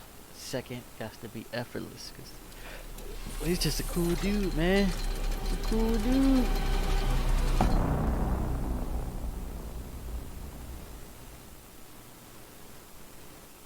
Alright. Well, this is the one you've all been waiting for, so I'm going to leave you to hanging. We're going to get straight in because this one is going to be off the chain. Ryan, I am excited to see how ludicrous and how pumped this game is going to get you. You sat throughout the break thinking of that the whole time, didn't you? I did that in the last like 4 seconds. When I nearly fell off the chair sitting down, that was what I did. Eureka! I know. I had that moment. The apple hit me in the head. It did this to my hair. And then that's where we decided to go. I thought the desk out there hit you in the head when you were getting a can of also soda. attacked me. That was rough. That was the first Eureka, and Yeah. this was the second Eureka. Welcome everybody to week number 5 of the Quake Pro League. But yeah, as you may have guessed, it's Dahang and it's going to be Chain. As we can see, it's RALPHA and RALPHA have got their bye weeks, so they're not actually going to be playing this week. But we do get to see the rest of the Americas region, and this I think is like the big match of the night for sure. And I kind of said that Who we are going for? Cygib versus Dramis was in many ways kind of like a test for Dramis. I think Great match. Dahang versus Chain is in many ways similar to that. I think this is kind of like a test for Chain, but I think this match is of like a higher caliber, you know, because Dahang is a legendary Quake Champions player, legendary Quake player, period. However, in Champions, Dahang has seen this ungodly amount of success in every mode. Name a mode and he's won it. He's won Sacrifice, he's won Duel. He's, you know, the undisputed champion of 2v2 with his teammate RALPHA. This guy knows how to play Quake Champions in all of its shapes and sizes. And in Duel, you know, he literally won DreamHack before for Duel. And he debuted Clutch when everyone was writing his champion off. And he's an innovator. I'll always call Dahang the innovator in this game because he just isn't afraid to go against the grain and go with what he knows works. And you know, now the inclusion of Strog having a crouch slide, it's no wonder we now see Dahang.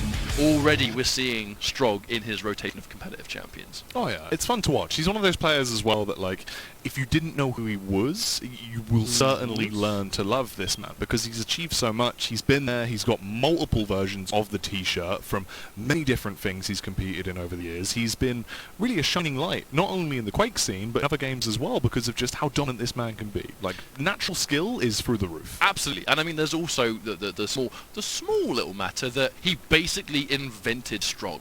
You know, when Strog and Pika came out, no one was looking at the champion. Yeah. No one really believed in the champion. And then here comes Dahang and RALPHA kind of just theory crafting some stuff and trying it out. And lo and behold, Strog and Pika really had a solid place in the game. And now the evolution has happened where Strog wasn't really that useful in Duel before.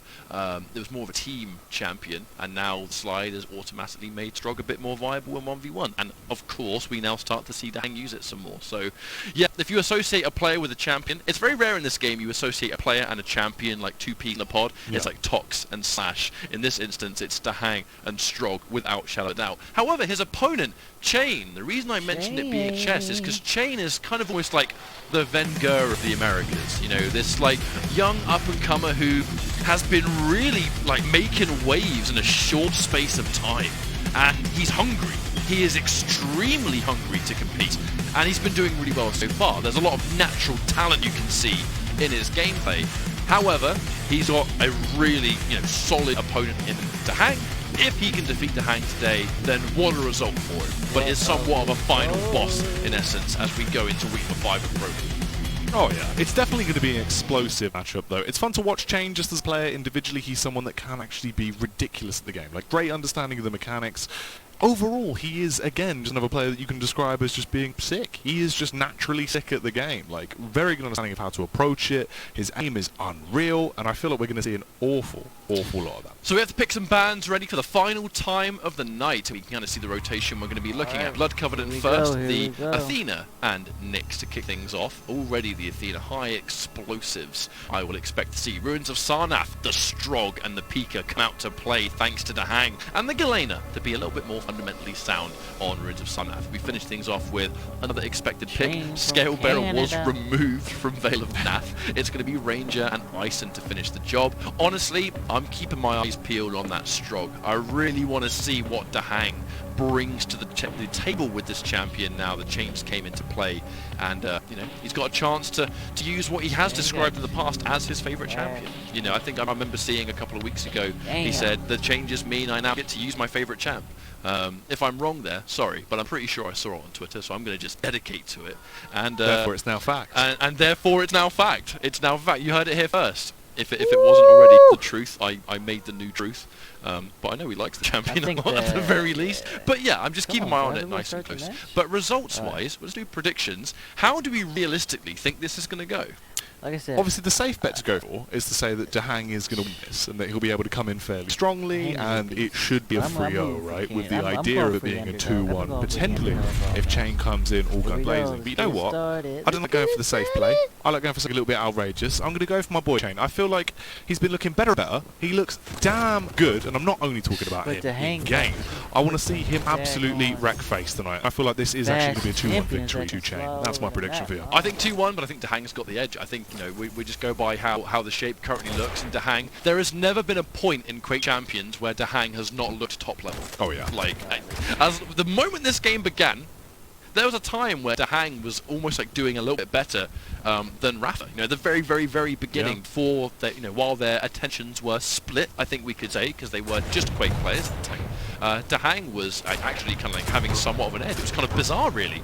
And yeah, as we've now evolved, obviously Dahang has just maintained this level of excellence. But we're kicking things off now. Almost a minute in already. The immediate rail's going to land, and a Chain. I mean, he's been very intelligently keeping Dahang away from the rail. He's been trying to get a little bit of push there. Catches him jumping out, misses the rail, which is actually good news for Dahang. Not going to super prioritize the rail just yet. He's going to try and beat him towards the Mega. And now, yeah, he kind of has Dedicate now. Get some entry damage and retreat if you can. Chain doesn't want to mess with it. Dahang's very, very weak though. Oh, watch out! Oh, the rail! And expecting him to go forward. I love that technique from Dahang. I know he ultimately fell, but that one decision, like super like straight jump around the corner and then just stop at his tracks, knowing Chain's going to like completely go around the corner and chase him, almost worked out. That would have been a good play. Oh, alright. Chain's actually looking pretty smooth right now, though. The aim's been damn crisp already. The prediction rocket's barely going to miss. Oh, how Chain, did you naughty boy. What an angle to hit. However, he's very weak himself. There's the instant boost there, thanks to the grappling hook. Instant boost of speed, thank you very much. And the armored boost. that grappling hook. He's got somewhat of an advantage now. 2 lights. You very rarely see 2 lights go head-to-head. Yeah. Oh, the pop of the LG coming out. Dahang. Very smooth utilization already, just showing what exactly you can get benefits-wise if you use your Ghost Walk at the correct timings. This actually does give Chain an opportunity to start to rebuild up his stack, though. Dahang hoping to do the same. A air miss on the rail. Oh, but you give Dahang an inch, and he is going to slap you in the face with a rocket, as the saying goes. And now Chain, he knows that he's all the way near Mega, so he can take a little bit of that extra time. Maybe resemble something of a delay, even though I think unknowing to Chain, the heavy was also delayed, so there's not going to be much of a gap there at all. And he just gave all that information. Dahang, oh, that flick to the rocket. I know it didn't hit its mark, but there's some really impressive little flicks that Chain is going for. You actually don't really see that often. Dahang, by all accounts, could die here if the rail misses, but it doesn't. Dahang swaps to the LG and finishes the job, making it 1-1. And Chain, the idea was there, but Dahang just played the fight just a little bit better. Oh, the jump up, the spam down with the LG, rinsing his way through Chain. Now this is worrying. You've already given Dahang the first frag there off the back of the reset. Now he's got the second, and that was actually quite close to him being able to pick it up and really rip you apart to get close to a third as well if that railgun shot would have landed. So this is where it gets a bit worrying. We need to see the trade come back in from Chain fairly early on. He is getting the tag off onto Dahang to at least make him a little bit more supple. Down to another position where both players can definitely hear where they are. And in this instance, Chain, he's been quite greedy and kind of sit tight on these major pickups, trying to deny them. But for this one instance, I think these fights have gone skew-if one too many times, and he's going to concede, just like now, giving up quite a level of control, actually. I think he needs to try and re-establish, get some stack back. A lot of confidence in his rail. He's going to have to put in if he wants to get some of that entry damage. Dahang looking way more stacked pretty much the entire game so far. But it is only a 2-1 difference. There's plenty of time to make something happen too, Jackie. Oh yeah, you don't have to rush anything here. Brilliance will come at its own pace, and this could be the pace that it chooses to attack from. The aggression coming through, an offensive use of the Ghost Walk this time around from Dahang. Not going for the passive play. Nice tag from the LG when he was close by. Does burn off a little bit more of the stack from Chain. Almost connecting the rail as he dips himself down, falling down. Now progressing as fast as he can, utilising that movement. He's close by, he knows exactly where he is. He was low on the stack, and he's going to try and finish him off right here, right now. Whips out the shotgun, but it isn't the connection. He's still alive. Somehow he is still alive. Now, I think that might be borrowed time, though, because Dahang's on the chase, and he's looking to finish the job here. Has the rail out. looking for an angle. Chain by no accounts is making it easy. I really like the mobility, and it's the use of the Athena hook, right? It's the fact that she can be where she wants when she wants. It's so good on a map like this, and it's kind of hard for Dahang to keep a lid on it. That said, still maintaining a lead. Here comes that 5-minute warning, and it is only 2-1 remains. Plenty of time to make something happen still, but Dahang, it kind of looks like he's been in full control this entire time. How did he hit that rail? That was a flick and a half down there. Nice and vertical too. Good shot, keeping Chain behind. And that's going to be the objective, right? It's not always going to be getting a frag. It's just keep Chain on the back foot. Keep him uncomfortable. The more you can make it awkward for your opponent here, and consistently starve them of pickups as well, as what we've seen. I mean, Dahang's had the Mega basically every time it's come up. It's been so awkward for Chain to actually get over there and get any type of map control. Again, Dahang with the pickups. Instantly, he's able to grab himself the armor, no problems. There's no even contest for it. This could actually be the first time we see the Mega conceded over to Chain, although Dahang's in a pretty good power play position to not only potentially get a frag here, but also get away with another Mega. And I feel like a huge part of this also came down to the fact that there was a very, what I will call a deliberate delay. There was enough time that Dahang could sufficiently grab the heavy and then instantly bolt it towards the Mega and maintain his level of control over this course of the map. I think Chain hasn't been necessarily playing from behind the entire time, but I think Dahang looks more comfortable. You know, Chain kind of looking for that magic moment to land that one rail that allows him to press. And Dahang's kind of content just chilling and maintaining his level of play. And hang on a minute, stuck in the air, and what a play, going down with the hook, obviously to adjust the air trajectory, which is really important and something that really only she can do, with the exception of Ranger and the Dire Orb.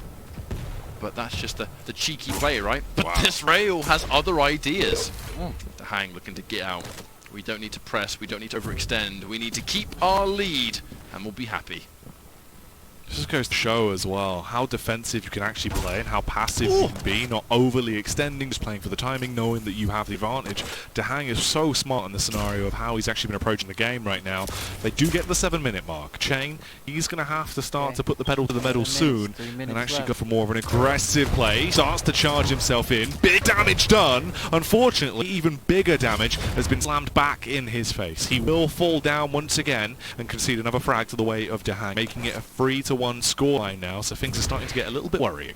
There's just something about the way Dahang deals damage that seems incredibly efficient. That was smooth though. And it's always been that way. Whenever you watch Dahang play, like whenever there's a fight, you know, back in 2v2, he was the dedicated damage dealer. I know RALPHA was in many, every way really the shot caller, and Dahang was super good at listening to instructions and having his own ideas, but he was, make no mistake, the source of damage, and he would always be a top performer in any 2v2 they'd play in. You know, he was no stranger of getting those 30 bombs on a regular basis because his combat skills are just ridiculous in almost every single conceivable way. And look at these fights they're having now in duel, where Dahang, he's making these really great decisions and he's very comfortable and he's really comfortable playing this game of control.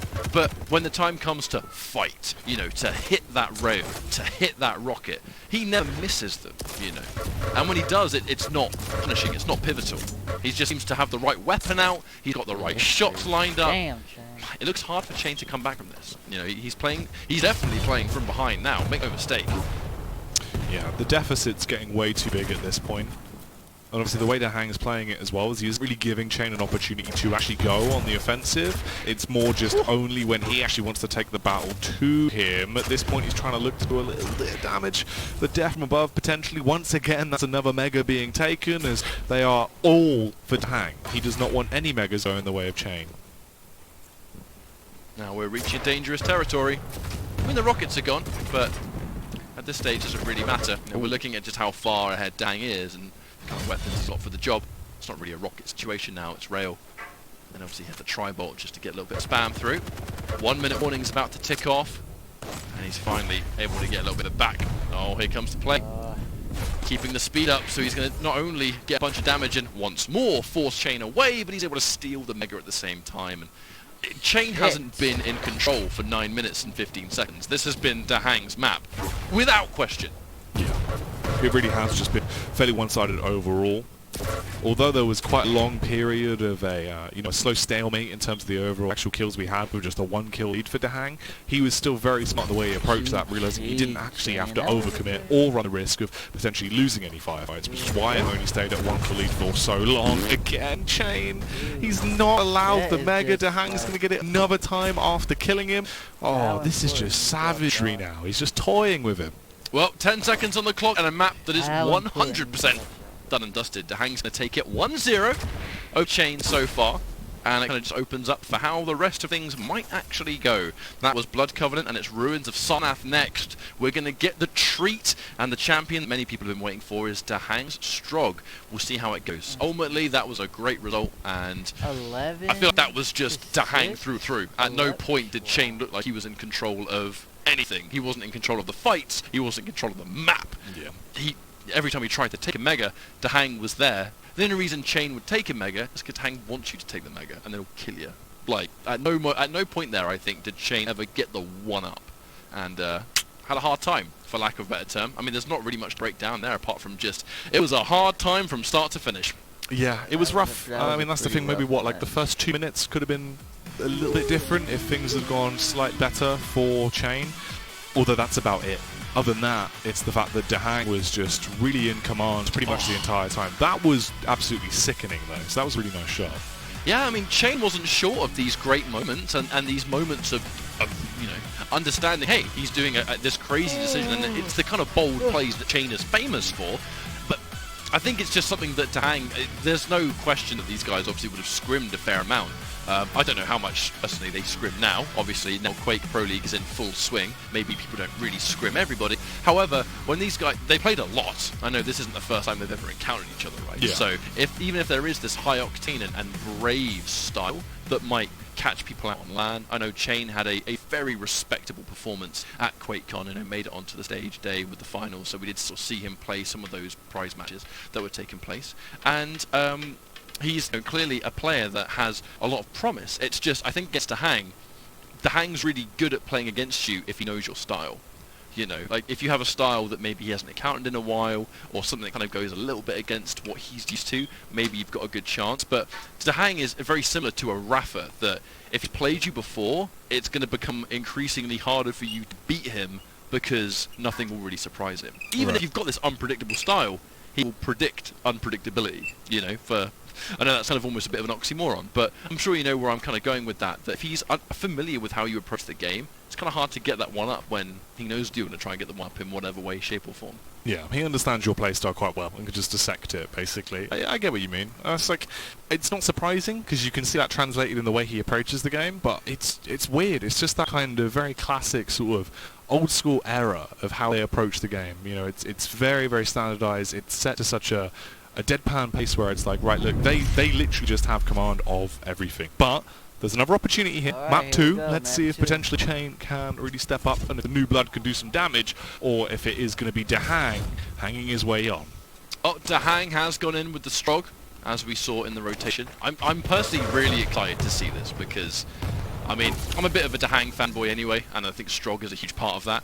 It was clutch before, but now, you know, old and busted, new hotness, and immediate rail. The problem is actually that there's already damage being done. There's no wonder Chain had an escape route planned before he landed the rail. But what can we get off it? There's already some element of totem pressure established. Down near the heavy. Chain is setting up shop. He obviously heard the Mega, so there's going to be a bit of a rotation commencing here. Not a lot has happened so far in terms of combat, but we're starting to collect throughout the course of the map. Both players starting to stack up, but Chain, thing is, he's only got an LG and a rail. That's soon to change, but he's going to be very careful about what kind of weapons he uses, because he's just about to get rocket launcher. But now he's caught away by the rail to begin with. And Chain forces his way back into heavy. Knows he's set up shop, so he's in a good position. And he's super stacked. A little bit of LG damage, but needs plenty more where that came from. Here comes the Pika, just for bonus damage, if anything. And I think we're probably going to see that a lot from Dahang. Now the fight is going to break out. We're going to see who's going to come off better, but both players opting for now to disengage, and the totems are being handled as well. Completely gone, and the setup that Galena once had has been swiftly deleted. That's the efficiency as well of Dahang. He's not going to let you keep your totems up for any longer than he absolutely has to, right? He's going to hunt them down, he'll find any nook and cranny, and he will evict them forcibly. That's what he's all about. And at this point, Chain, he's left a little bit hung out to dry. He is going to be able to get one of the totems back up in around 3 seconds now, so it's not all doom and gloom, but it at least puts the pressure on him a little bit more, as he'll want to try and, once again, find some little hiding spots to distribute those bad boys. I think it's an awkward position too, where fundamentally you're playing a champion that needs to set up consistently. Yeah. But Dahang, being a scientist of a player, he is the kind of player that will constantly look out for those small details. He knows he's up against a champion that has stuff to look out for on the map that you have to take down, like no exceptions. Dahang's the kind of player you would bet money on that won't allow totems to just exist. We saw players like Garpy earlier today allow the momentum to shift because they're hello, ambushed, and the rail. Hang on a minute, before I can even talk about how Dahang has all bases covered, gets completely startled in a game of hide and seek. That was actually really nice. It's a shame it didn't go better for him in the way it was executed. Even the follow-up as well, it looked like the flick-up rail is going to be the final killing blow towards the overall puzzle that he was providing us with. At this point though, we're 3 minutes in, there hasn't been a single frag just yet, although there have been some close calls. Once again, he's going to go for the same positional placement there of the totem. It was spotted out last time, but he's going to gamble and hope that it works better for himself this time.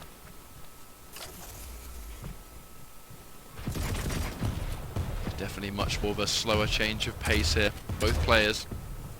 I love the patience of Dahang actually. He knows he's going up against Chain. Chain's use here of Galena, and it's I think actually how ready they both are for everything. That's one of the reasons I think they're being so crazy slow paced here, is Dahang knows he has to watch out for totems. Chain has to be careful around a corner because at any moment there could be a Pika, and if Pika does entry damage, then it's a wonderful fight. Dahang stuck in a terrible position, there we forced in go. one of the hardest places I think in the entire game to survive, getting caught down there. Not a whole lot you can do now, even with the crouch slide. I don't think Dahang was getting out of that one. Ooh. Wow, okay. Well, that was nearly a way to kick it off with a little bit of excitement. I kind of almost wonder how that happened. And Chain has been so careful the entire time and gave himself away too many rail angles. It's kind of out in the open, and Dahang hit every shot he needed. Just like that, the flip of momentum might have taken place.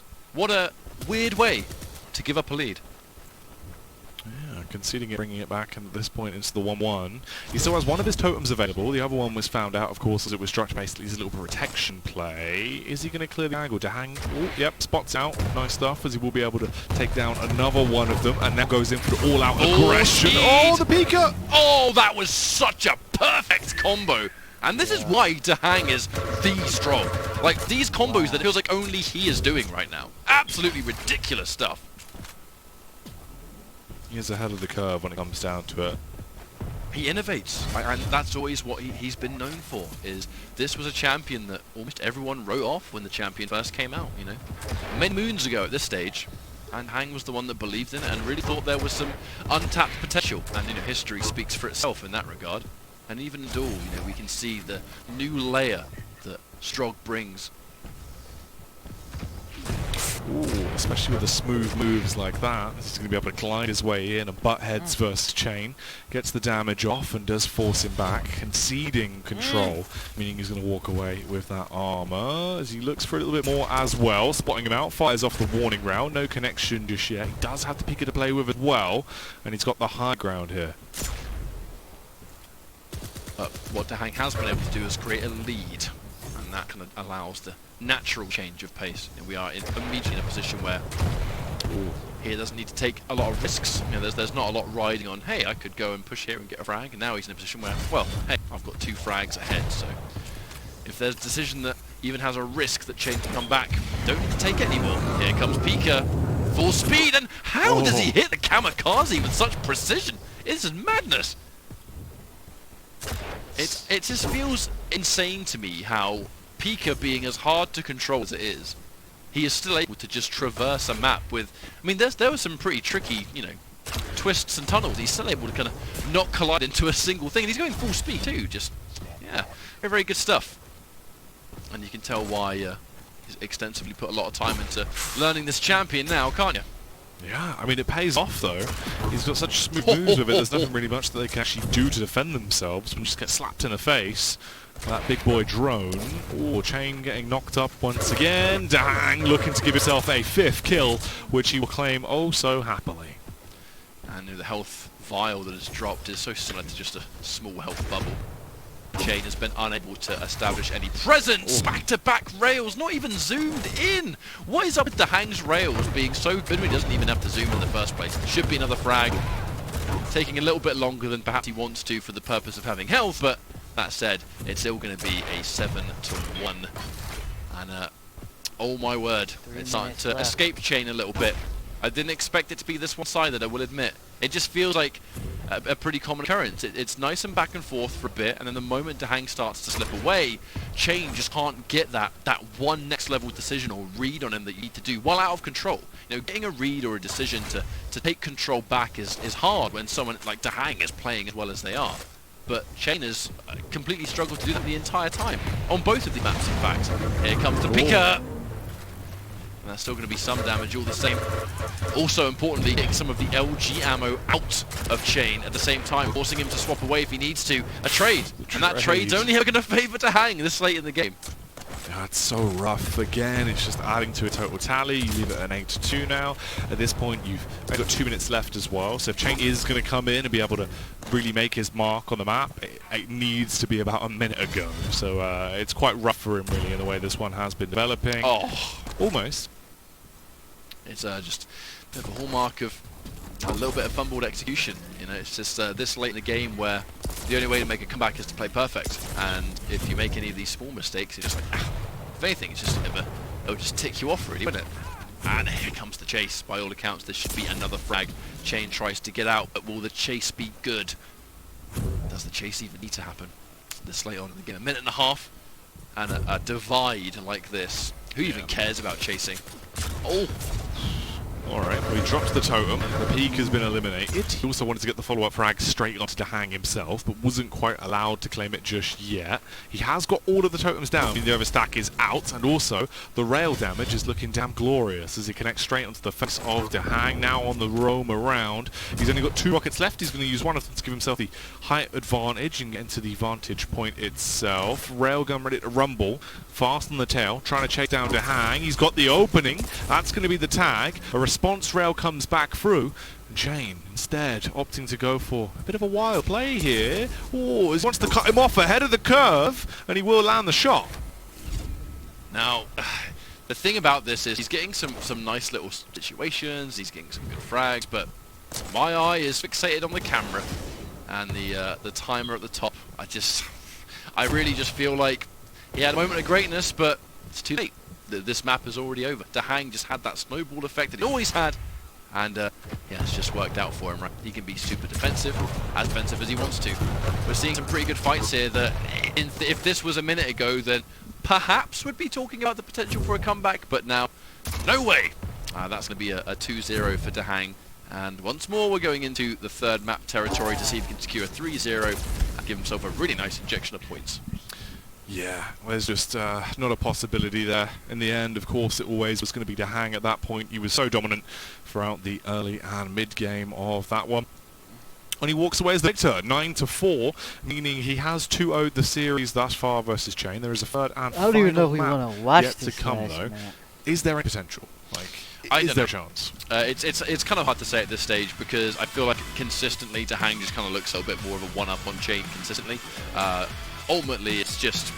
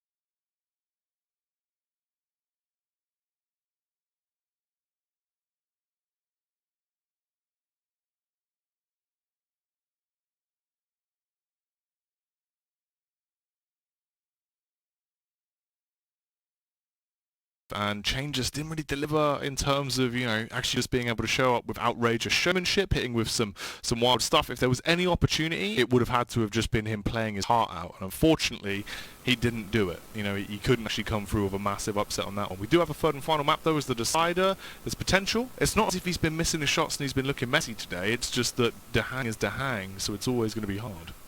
That's what I was saying at the beginning, is that Dahang has always had this level of excellence in Quake Champions, and I've said it before, I'll say it again, I don't remember a period in Quake Champions where Dahang was not like right up there as one of the best players in the business. He's always been, I think he might even be like the one single most consistent player in the entirety of this community, because he's always been at the top level of play, and this was a hard call for Chain. And it has been a hard call for Chain the entire time. I don't even think he's playing bad. I just think Dahang is playing off the chain. No pun intended. Well, let's see if he's going to be able to keep it up, or if things will change up right here, right now, as we're in for the final map of the day as well for the Americas of Week 5 of Quake Pro League. Dahang versus Chain. Is there going to be an upset, or will Dahang walk away with all of those juicy points? I feel like if Chain can at least secure this map, it's better than nothing. You know, he's in a situation now where he kind of would, I think he'd quite like to maintain his level on the leaderboards, but ultimately if you get 3-0 you don't get any points, and not getting any points is tricky if everyone else is getting points and you're not for a week. I'm not really worried about Chain in this position. There is a fight breaking out here by Mega, of which Dahang just once more just comes off that one step better. He was near Mega, he was better positioned, he was better prepared. Chain may have some crazy decisions and good combat skill, but I feel like Dahang just has the level of preparation. He's always ready. And that first frag was another example of that, really. Here comes the heavy. Dahang automatically with a level of control, having the heavy and the Mega at the same time so far. And he missed on the rail, as he is going to spook Chain for the meantime and cause him to reposition. So Dahang already beginning the game. Map control, looking pretty happy with all the weapons and armor he's able to scavenge. Man, come on, Chain, slow down. Get out your head. A bit of a rough start here for Chain. How do things develop once they actually get back into a bit of a fall? A nice direct dink from the rocket. He's so low. If you can finish him off with a railgun right now, it'd definitely be a way to start it. That's actually rare footage of Dahang with a bit of a rocket chop fumble there, actually. You very rarely see these happen, but LG is going to be too good anyway. Chain, maybe a bit of an opportunistic moment to maybe get some excellent rockets and refrag, but wasn't meant to be. 2-0 for Dahang right now, and he's looking to repeat what we've seen the past two maps. Yeah, goes for a bit of a funky rail angle. That's definitely a why not shot, if anything. Oh, speak of which, hello. Stick your head out, mate, I'm going to shoot it. 2-0 already. That's a frag a minute thus far. We keep on adding to that tally, or potentially make it even better. The close range rail works also well for him. The lightning gun can come out to try and cook his way through his opposition. Although Chain delays and gets away for the meantime, realizing that he needs to try and back off and restock before he goes in for another fight here. Spots him on the chase. Is going to see his legs, but barely misses on the follow-up railgun shot. Would have been quite a pivotal rail to hit in that situation, with Chain having no armor for quite a significant amount of time. He obviously wouldn't have died from the shot, but how far behind he would have been an excellent fight for Dahang to take afterwards. Not that he really needs it.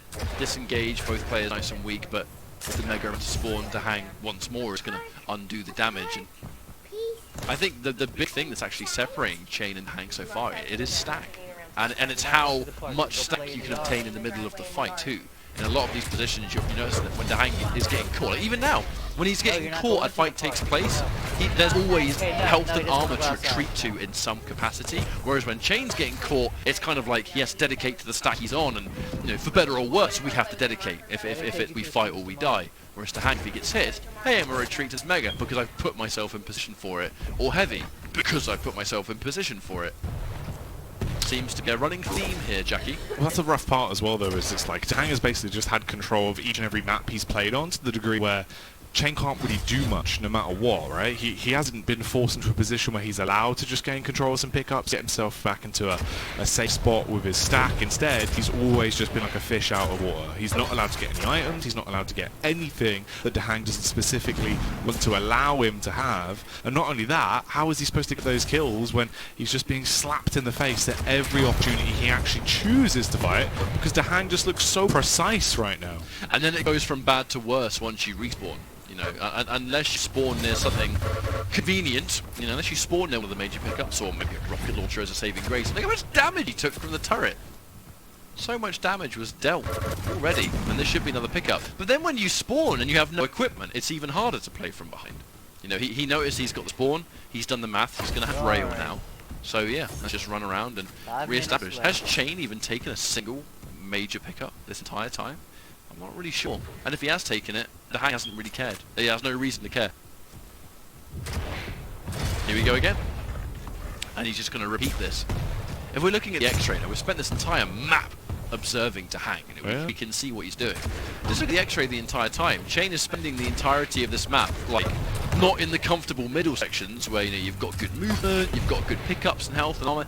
He's kind of being forced into these weird little side passages where you've barely got a health bubble or two. And, I mean, how can you play comfortably when Dahang is very purposefully forcing you down there? It's so rough, though.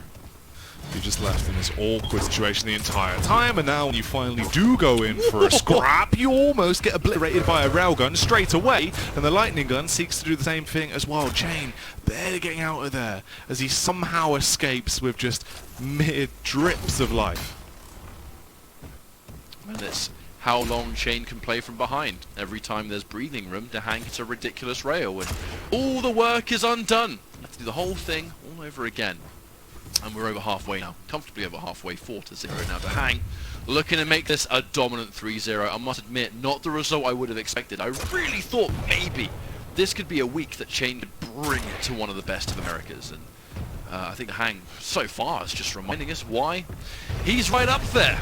You know, he's in many ways a final boss to a lot of people.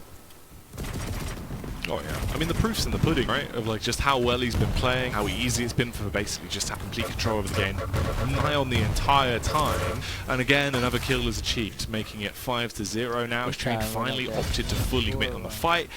It's just not going to work out. Dahang hasn't even dropped any of this stack that he's had for such a long period of time as well. Chain nearly dead once again, as he's barely alive, and that'll do it. Turret's going to both secure information and set Chain up to full. Dahang's going to have no trouble taking that kill.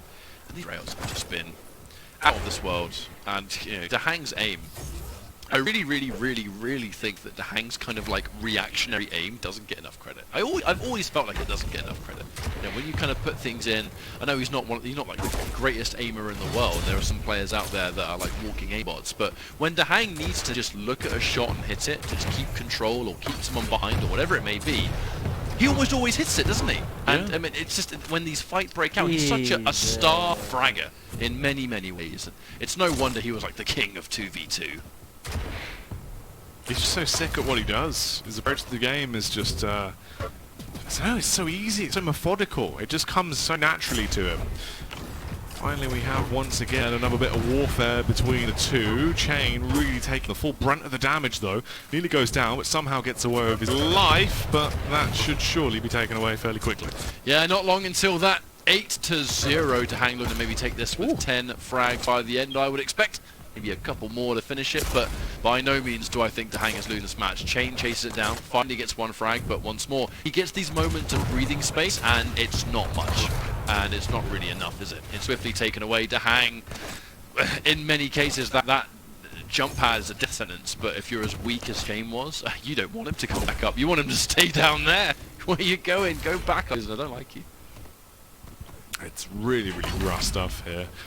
9-1, basically 2 minutes left on the clock, not even at this point as time is just ticking its way through. The rails always land. He is not missing any of these rails at all. It's just simple for Dahang. Minute and a half on the clock. I mean, I'm willing to call this one a done deal, to be honest. I truly think that this has to be a 3-0, which is how things are going. And I mean, I don't even think Chain has the time allotted to make a comeback anymore. The amount of work he has to bring through to win this one is gargantuan. And it looks to be a 3-0 for Dahang. And Chain, he's done the best he can. Ultimately, he's been playing from behind since, before we even entered this map. Like Dahang with that initial frag, and he's just kept that momentum rolling. And it's the fact that he's just controlled the middle ground.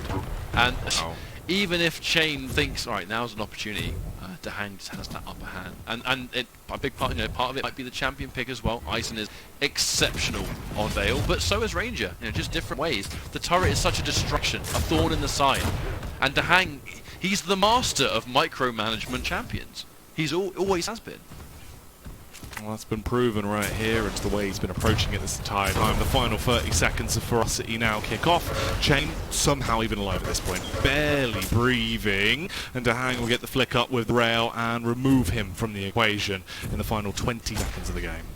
This is absolutely a done deal. Well played for Chain. Thank you for coming, but unfortunately this was not his week. But it definitely was Dahang's. He was just a powerhouse. An absolute powerhouse in Americas, and if he can keep up this form as he progresses both in the Pro League and once we end up reaching LAN territory, Dahang is on a lot of people's radar, I think. He is one hell of a player, and he proved that once again tonight. Well done, mate. Yep. Just vintage Dahang on display, really. There's not much more about it. That's just the way this man rolls, and he's proved that time and time again that he is just an absolute machine when it comes to playing Quake. Chain right now, he might just be one of these gamers that looks like they are getting better and better each time we see them, and individually you can see that skill ceiling is there, but when you go up against a god, you can only do so well. It's just one of those positions where even if we have up-and-coming players that are showing like immense promise, like Chain is, there reaches a point where there are still some players that maybe you as of right now, maybe you just can't beat them. And we see that all the time. We'd see that with up-and-coming players that, hey, once they inevitably fight RALPHA, I mean, they lose just like everyone else. Yeah. The big thing about this is to not take this as a massive blow and to see it as, okay, well, there's still work that needs to be done. Chain has been an animal during these Pro League matches, and he's had some fantastic results over some of the weeks so far. But ultimately, when you're going up against the likes of Dahang, who is one of the best players in the world right now, I mean, you can go in hoping for the best and play your heart out, and what happens, happens. If it doesn't work out like it did tonight, don't take it as a huge knock and, come back stronger next time. Use it as important data. Analyze the matches, analyze the losses. I know it's so hard to do, but I know that a lot of top-level Quake players, they watch their losses more than their wins. Yeah. Because you have to. It's the only way to improve, isn't it? So if you're in this position, at least you've got maps to study.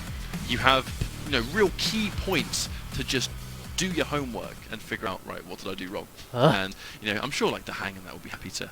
They're very, very, I think, analytical in themselves. Is Dahang and RALPHA too. Yeah. Watch their streams and anything they say, they're always kind of sitting there and just talking about all the genius behind their decisions while they're just casually playing great. I don't even know how they can stream, talk all the time and play at that level.